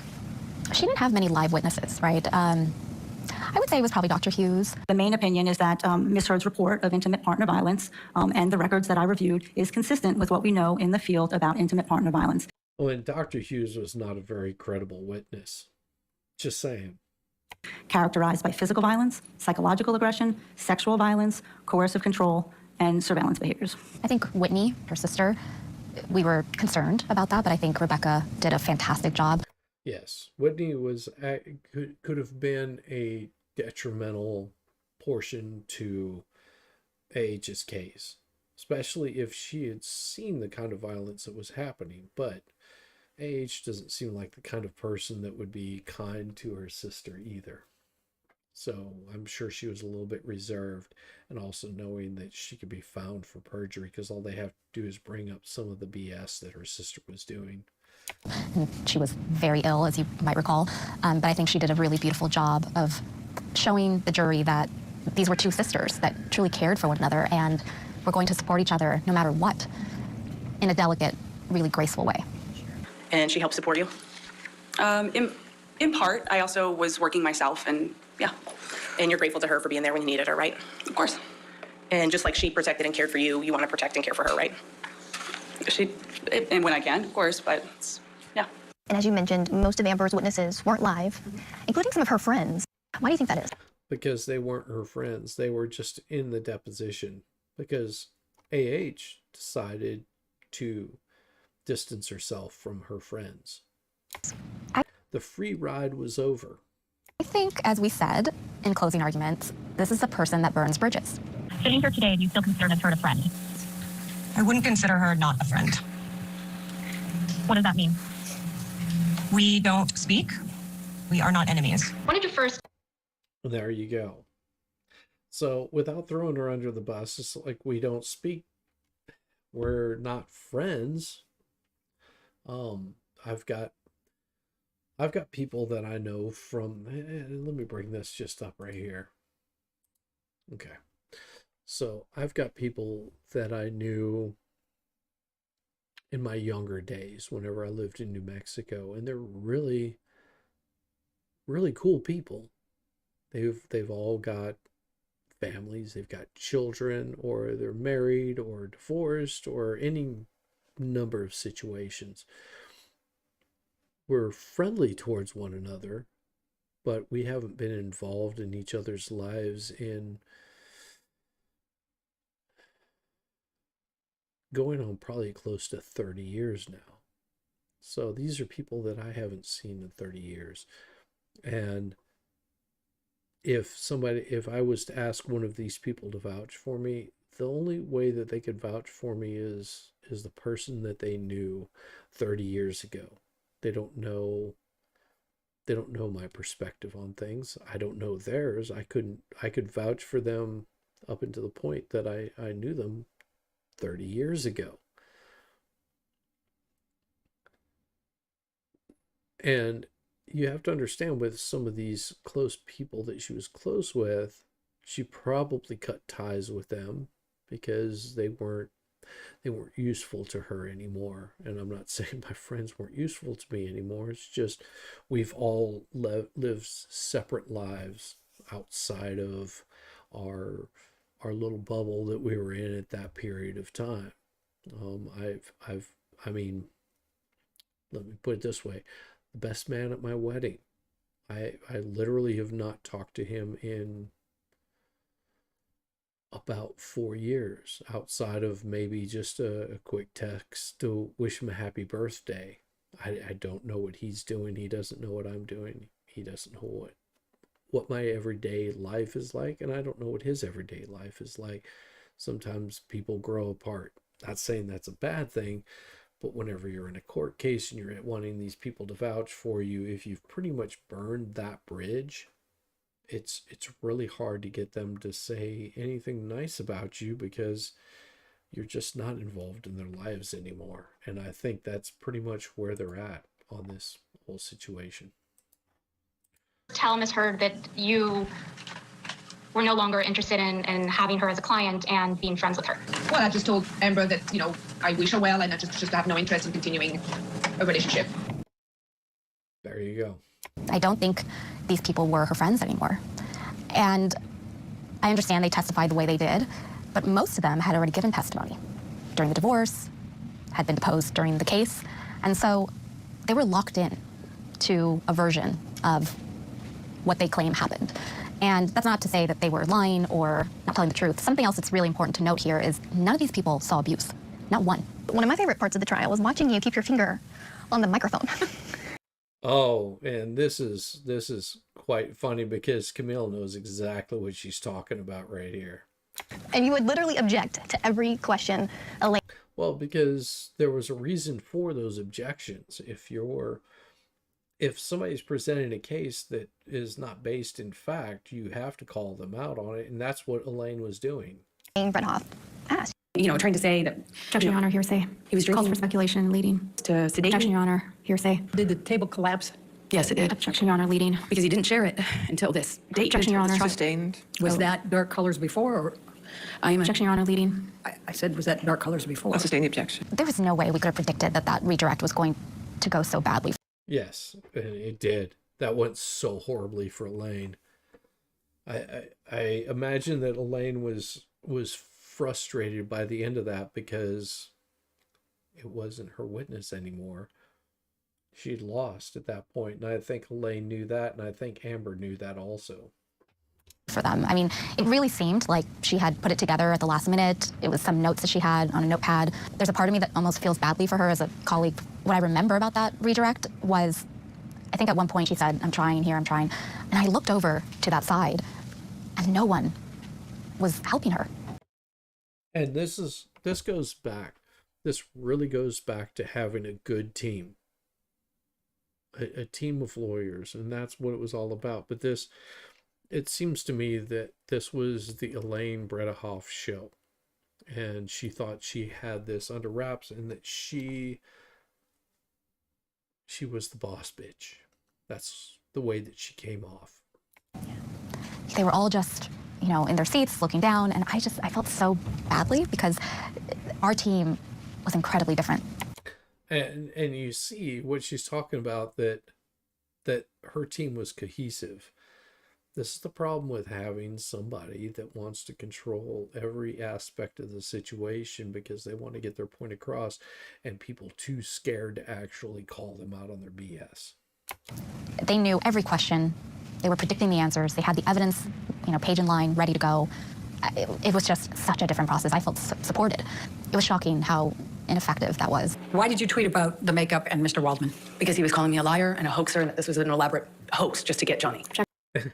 You'll see that her hand is right there, just objection, and being able to call her out on every single objection. Your Honor, hearsay. I'll sustain the objection. Next question. Next question. Okay. She's so I don't have any more questions, Your Honor. All right, thank you. All right. Maybe you have a seat next to your attorney.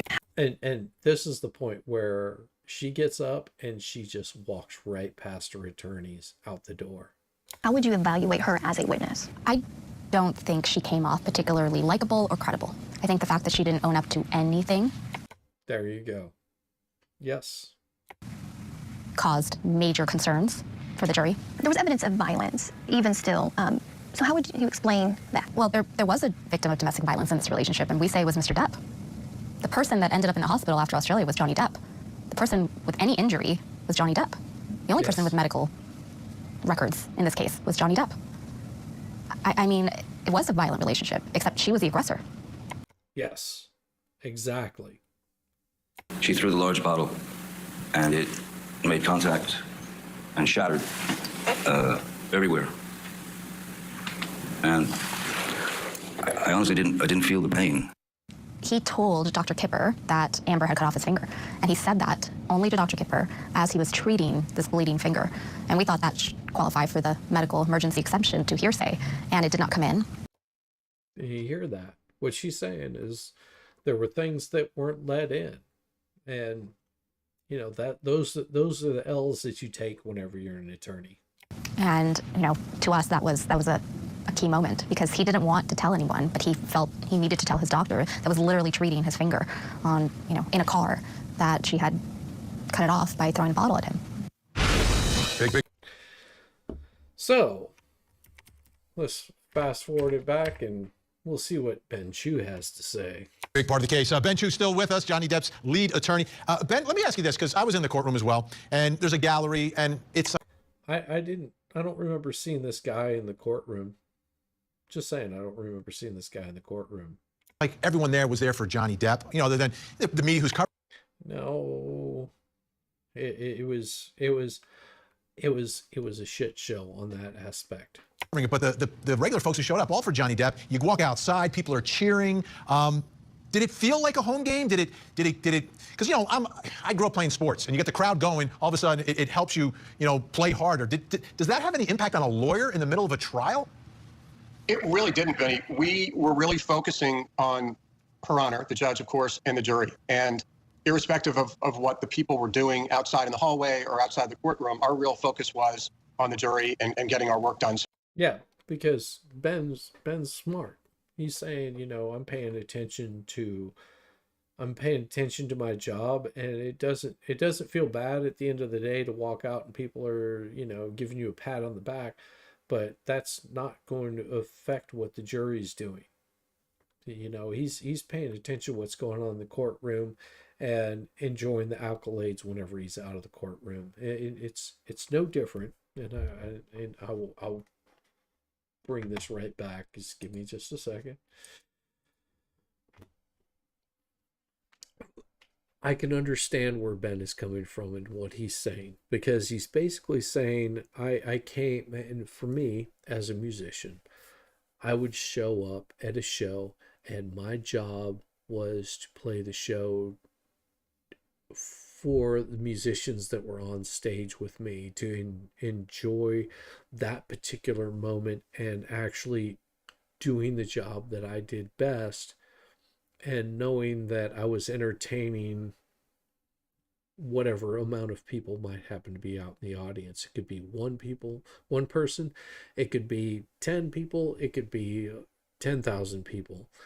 My job was to do my job, to focus in on that one little area and do it to the best of my ability. I didn't have to convince, some record producer down the road or anything like that.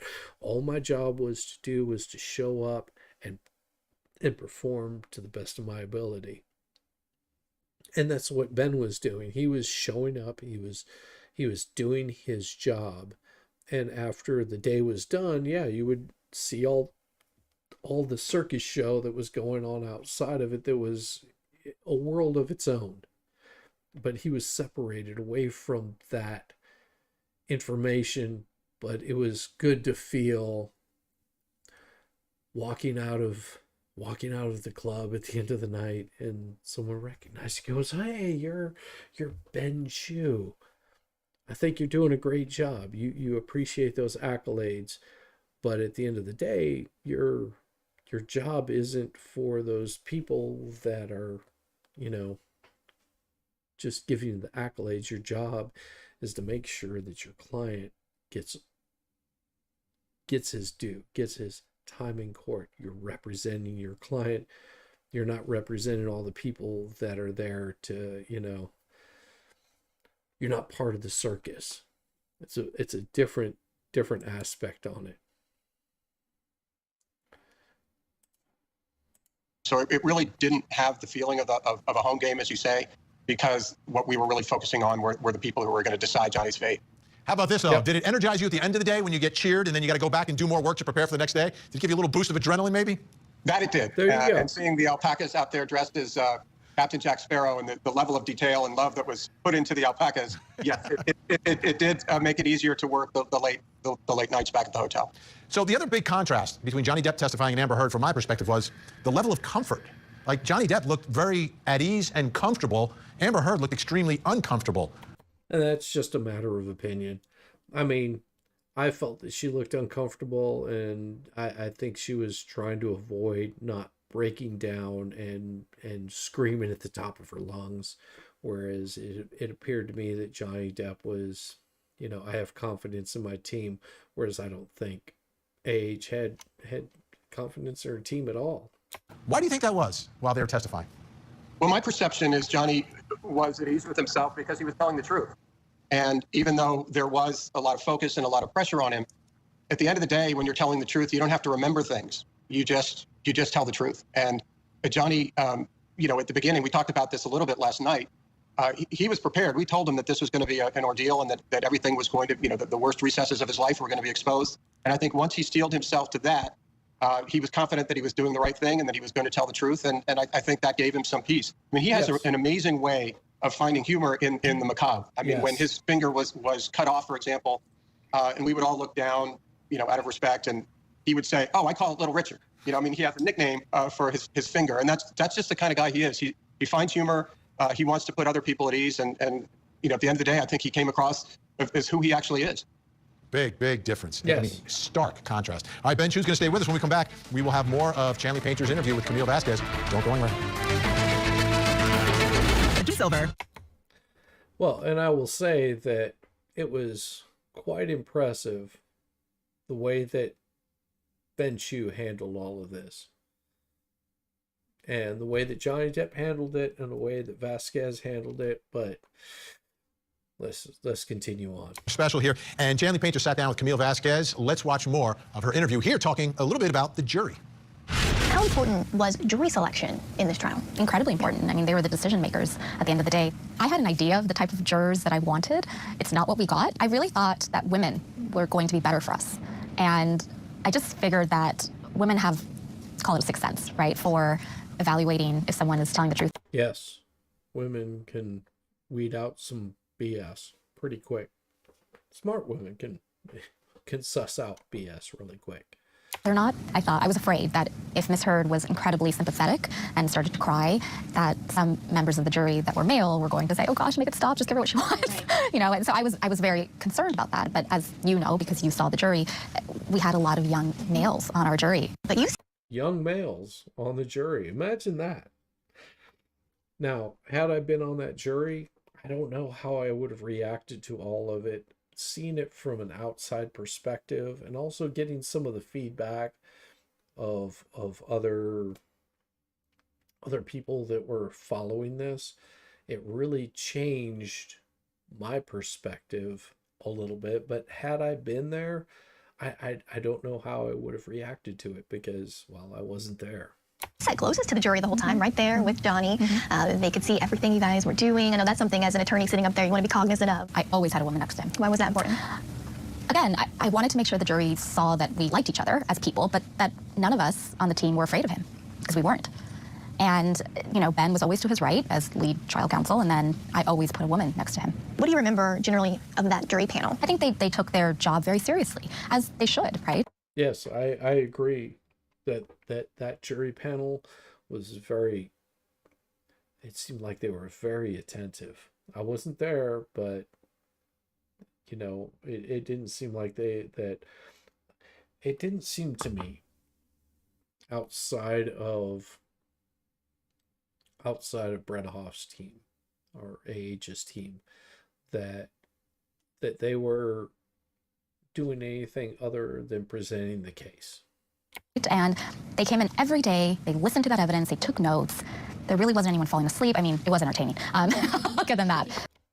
Yes, it was entertaining. Everybody found it quite entertaining on this side of it. But, you know, I give them so much credit, and I'm so grateful to them, and I know Johnny is as well. Do you think his star power and appeal influenced? No. Don't even go there. The jury? No, I don't. And I say that because we're dealing with two stars. I mean, she's a beautiful woman who's eloquent and intelligent. Yes. I mean, not my flavor of woman, but, you know, she's not unattractive. She's a movie star herself.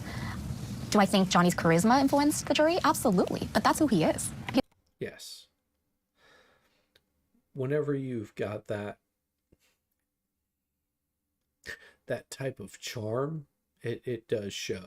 It does show through. And, you know, let me bring this up here. It's just me talking to you. I am not the most charming person in the world. I give anybody that. I can be charming, but I am not the most charming. And sometimes I have little tics and stutters that don't come off too well. But I will tell you right now that I've met people like Johnny Depp in, you know, many different situations where you go, this is a person that is completely confident in their skin. Even if they're acting it out, they're still very, very confident about what they're saying, about what they're doing, and they're happy in their own skin.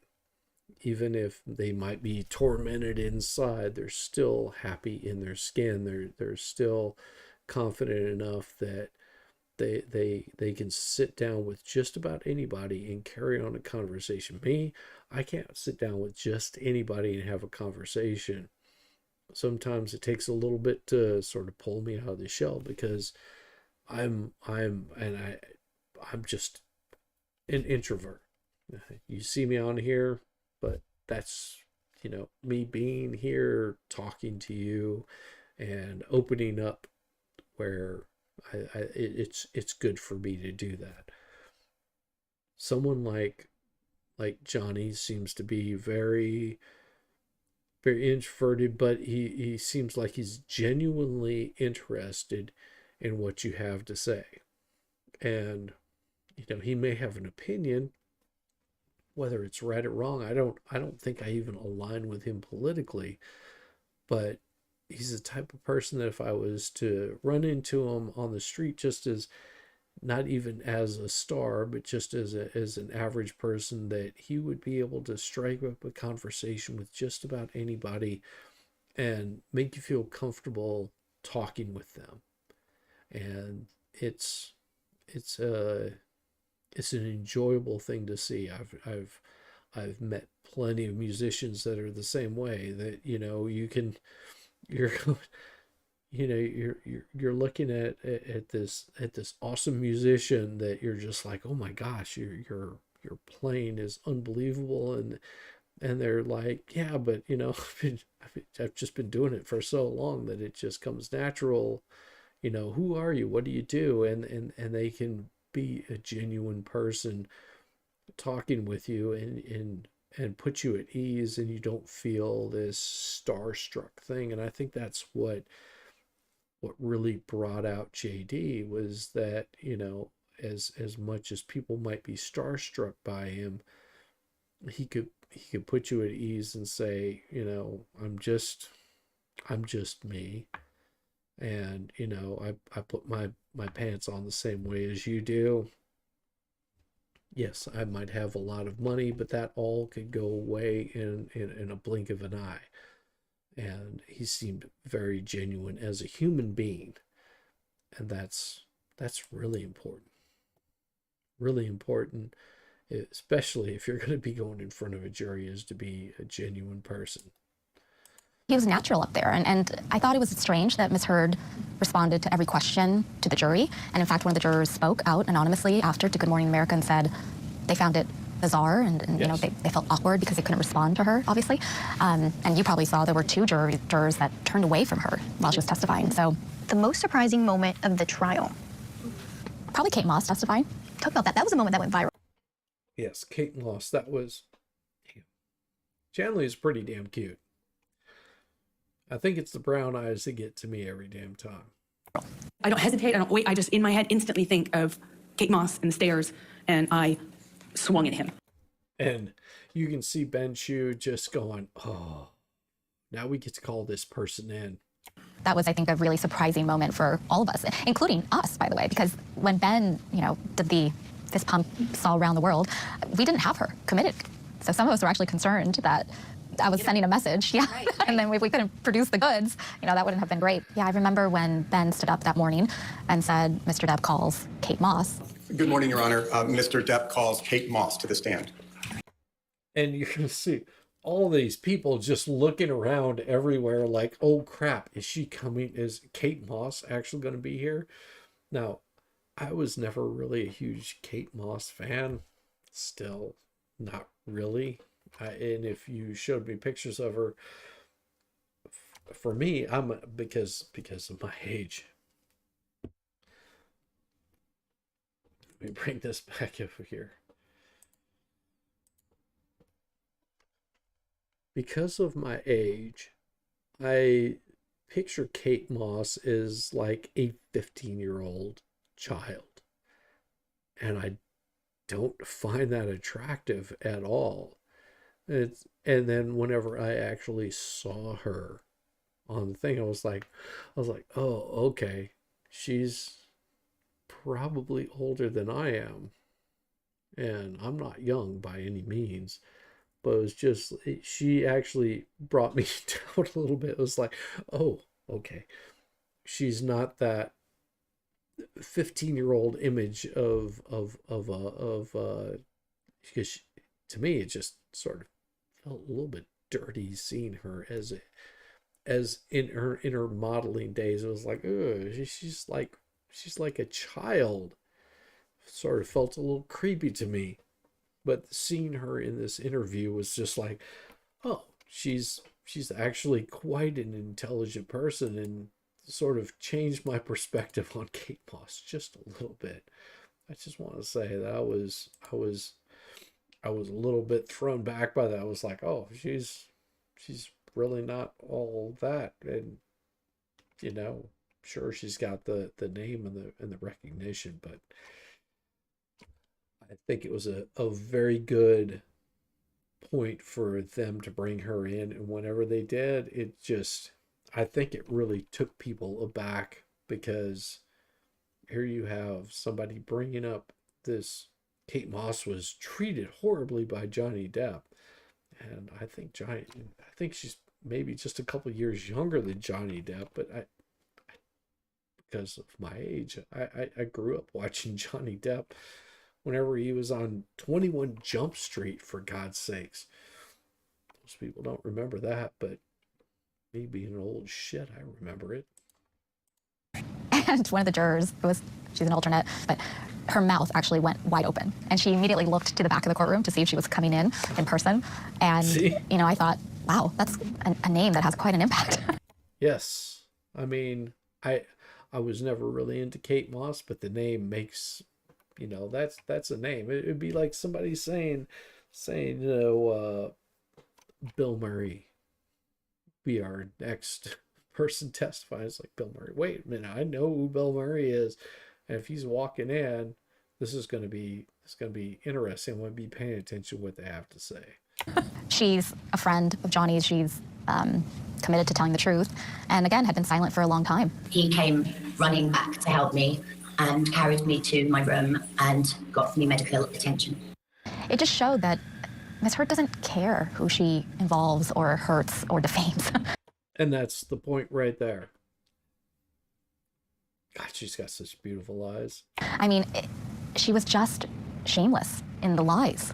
And, you know, that's what I think was so compelling for Ms. Moss to be able to come forward and say, I've never been involved in any court procedure, ever.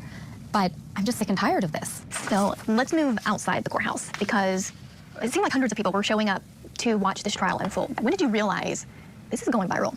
I went to get my Starbucks like I did most mornings, and the sweet girl with the braces called my name, and she, you know, hands me my drink, and then she's like, oh my God, you're Johnny Depp's lawyer!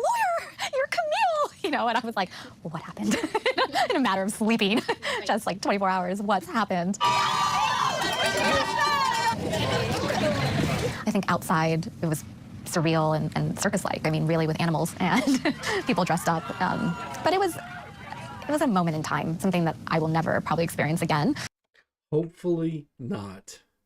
Hopefully you don't ever have to experience that again as an attorney, because it can really deflect from the job that you're doing.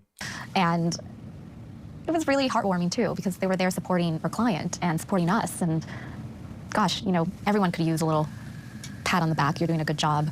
Is being a part of the world's most high-profile trial, does it have a downside? Personally, sure.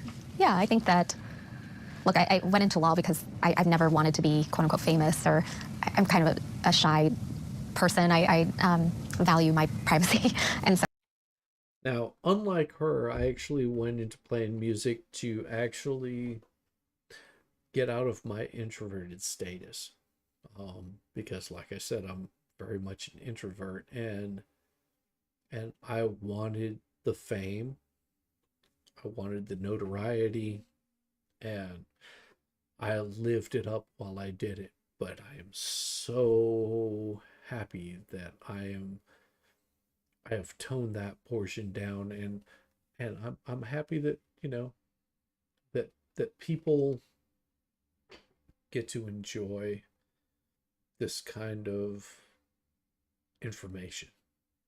So, you know, on a personal level, it's been, the loss of anonymity has been overwhelming. Oh, you can kiss the anonymity goodbye. Ben Chu is still with us. Ben, first thing, the Kate Moss moment. Give us the significance of it all, and because that reaction, I mean, everyone was talking about it. We're still talking about it in our newsroom.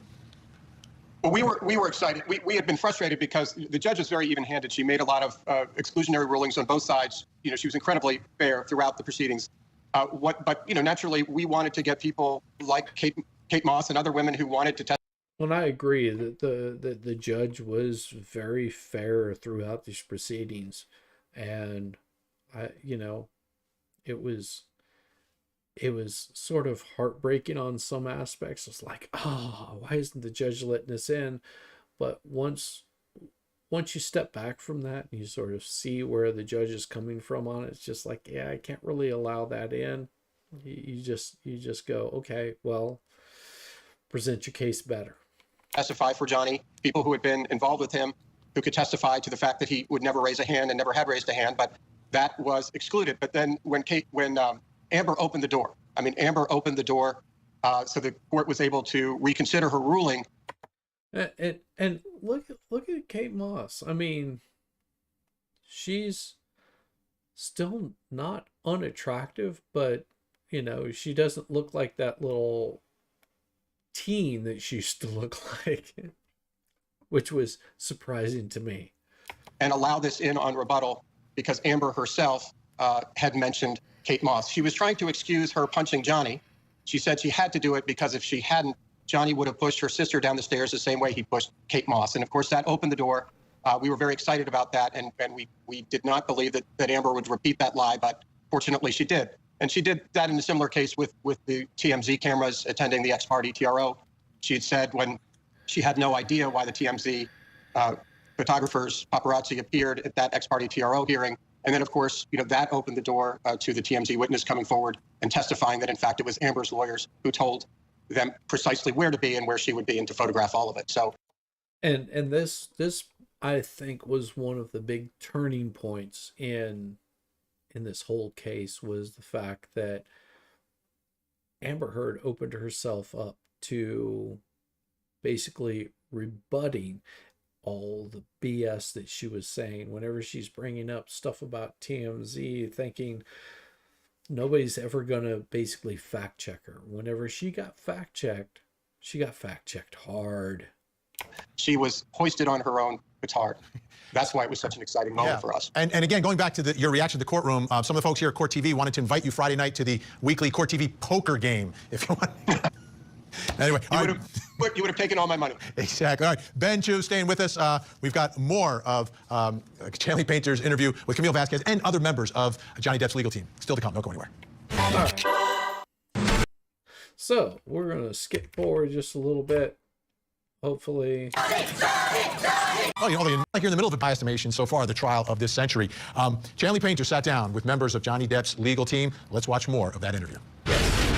As to the statement appearing in the online op-ed entitled, Amber Heard, I spoke up against sexual violence and faced our culture's wrath. That has to change. In the Washington Post online edition, quote, I spoke up against sexual violence and faced our culture's wrath. That has to change, end quote. Do you find that Mr. Depp has proven all the elements of defamation? Answer, yes. Yeah. What does this verdict mean to Johnny Depp? Has he recovered everything that he wanted? I mean, I think it means everything to him. And it means everything to his children.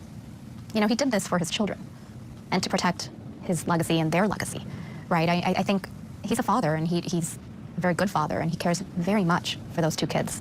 I think this is a type of case where you could have put on a perfect case and still lost. It was tough, right? I mean, it's a tough burden. It's tough issues. But when that first, the first statement, they said, do they find this was defamatory? And they went through all the yeses. We were all holding each other's hands under the table, and we're just, oh my gosh.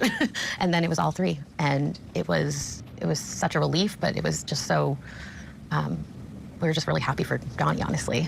Anytime you go into a trial, it really comes down to a coin flip. Whether it's a judge deciding it or whether it's a jury deciding it, you don't know for sure how it's going to go. And this was a particularly sensitive case. These were serious allegations. And all it took really was for a few of these jurors to believe Ms. Heard's story, and we could have been in a very bad position. Yes. But we put on an intelligent and effective case. And so by the end, I was leaning towards thinking we had it, but confident, no. Both sides have appealed here. In Amber Heard's brief, she highlights the issue of the split verdict, inconsistent verdict. She says the resulting jury verdict against Heard on all of Depp's claims cannot be reconciled with the jury verdict against Depp on Heard's counterclaim. She goes on to say, to find in favor of Depp, the jury must have concluded that Depp did not abuse Heard and that Heard knowingly lied in accusing him of abuse. But to find in favor of Heard, the jury must have concluded that Heard told the truth about being a victim of domestic abuse by Depp. Accordingly, the verdict against Heard cannot stand. Now, this is going to be important. The one statement where the jury found in favor of Ms. Heard is a very specific factual statement. And this would have been about Waldman. Or excuse me, it's not saying generally she lied about being abused. It is saying on this specific night, she did these specific things. And so that can be false, while the claims of abuse overall can be false as well. There was a published letter by 130 experts in intimate partner violence, domestic abuse type of experts who signed this letter in support of Amber Heard. Post-verdict, months later, saying that there was this misunderstanding of what the cycle of violence would be and how a victim of domestic abuse would act or come across. What's your reaction to that show of support for Amber Heard? I think that this is a delicate subject, and I think that there's a natural inclination of people to want to take allegations of abuse seriously. Absolutely, and you should. And we all do on this team, and Johnny does take allegations of abuse seriously. I think the core here is that this case was really just about these two people and what happened between these two people. And the evidence that was presented at trial, I think, convinced the jury and convinced a lot of people in the public that Johnny Depp is not an abuser.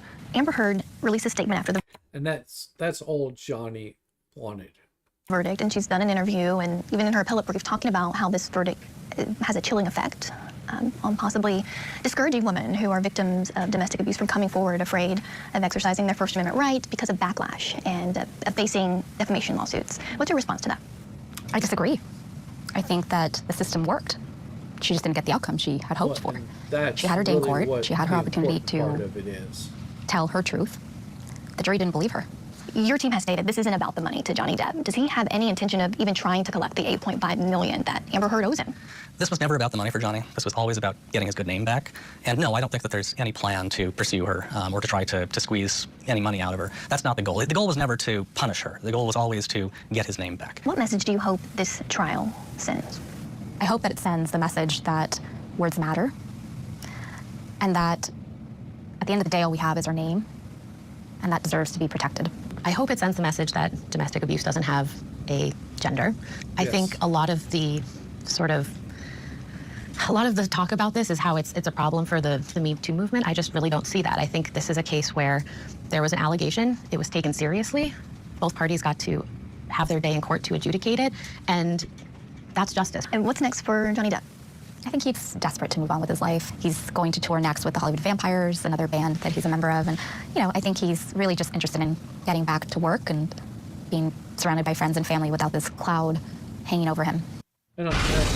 Amazing interview. I want to say that that's probably the most important thing right there is moving on with your life through all this BS. If I were accused of something, I would hate to think that because of that I'm not able to work. And I think that would be one of the things that Johnny was looking at, of saying, hey, this is preventing me from getting anything because everybody in the world is viewing me as this awful, evil person. And as flawed as I might be, this allegation against me is not true. And I would hope that anybody that's in this kind of situation is able to prevail, being that you're telling the truth. If you're doing something horribly, you should be called out on it immediately. And thank you so much, Camille Vasquez, the rest of the team. And of course, Ben Chu is still with us live tonight. How and when will this whole thing end? Give it to us, because there's the appeal now. Does it ever end? We hope it does one way or the other. As a great judge in the Fourth Circuit once said, all things must end, even litigation. So we take those words to heart, and if we can resolve it, the sooner the better. I think he's achieved his goal. He's got his life back. He's got his reputation back. And as the rest of my team said, and as more importantly, as Johnny said eloquently during the trial, this really wasn't about money for him.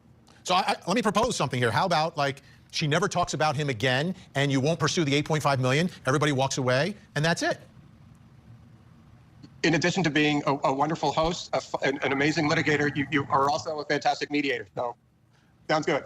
All right, we have about 15 seconds left here, Ben. What do you think the final message is from this case, from this trial, what the country experienced?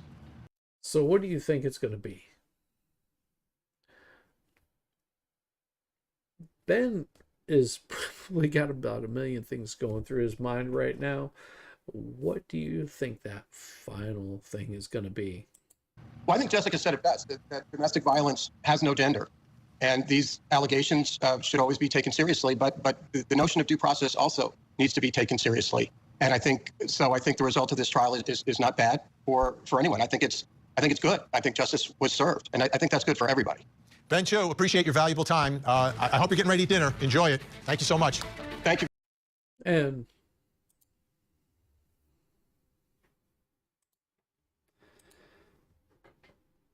I will say that Ben is probably one of the most cordial people that you will ever meet in your life.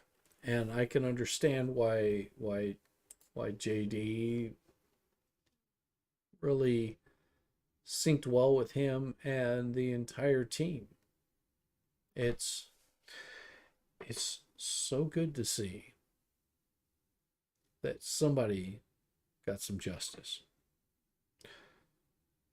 Was it the justice that was deserved? I don't know. I wasn't there. I don't know the situation between both of these people. I think that AH has a very good probability of continuing on with some sort of career if she can get her head out of, you know, the black hole of the gluteus maximus. I think that JD is going to be absolutely fine in his career. I wish the best of them. Is this the end of all of their drama? I very much doubt it, because some people just live for drama. I've seen it personally, that there are some people that just cannot let shit go. And I suggest, again, if you're in a violent relationship, a toxic relationship, seek some help. Remove yourself from the situation before it gets to the point of actual danger to you or people around you.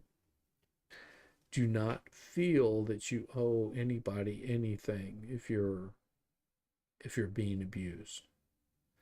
Leave that situation as soon as possible. Please. You're worth more to this world than you know. And how can I leave this on a good note? Because this is sort of depressing, seeing somebody, you know, have their entire life thrown out there and bad things on both sides. Garbage slinging. In a few days, you're going to have Christmas. You're going to have Christmas with your family. You're going to have Christmas with people that you care about. Enjoy their company. Enjoy being with them. And know that those people love you.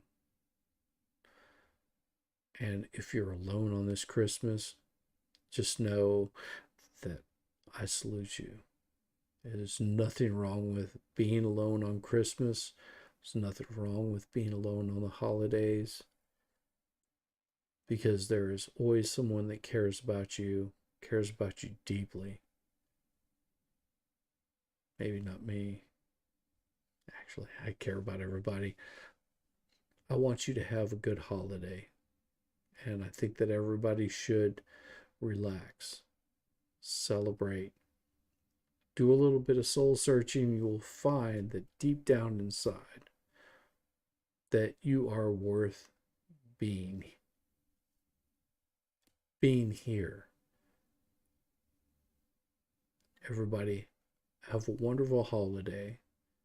I may do some streaming tomorrow because there's some stuff coming on with Carrie Lake. I may try to cover that if I'm able to. If I'm not, I will try to cover it on the backside. But I want everybody, if you don't see me before then and you catch this stream, have a wonderful holiday. And I will see you in the new year. And if there's suggestions you have, or you want to jump onto one of my streams, feel free to just drop me a nice DM. My Twitter tag is the same as my email address, @shizzywiznut@gmail.com, or you can just drop me a DM. Just look me up on the Twitters, and it's @shizzywiznut. And until then, I want everybody to have a wonderful evening, and I will see you on the flip side. Have a good evening. Bless you all.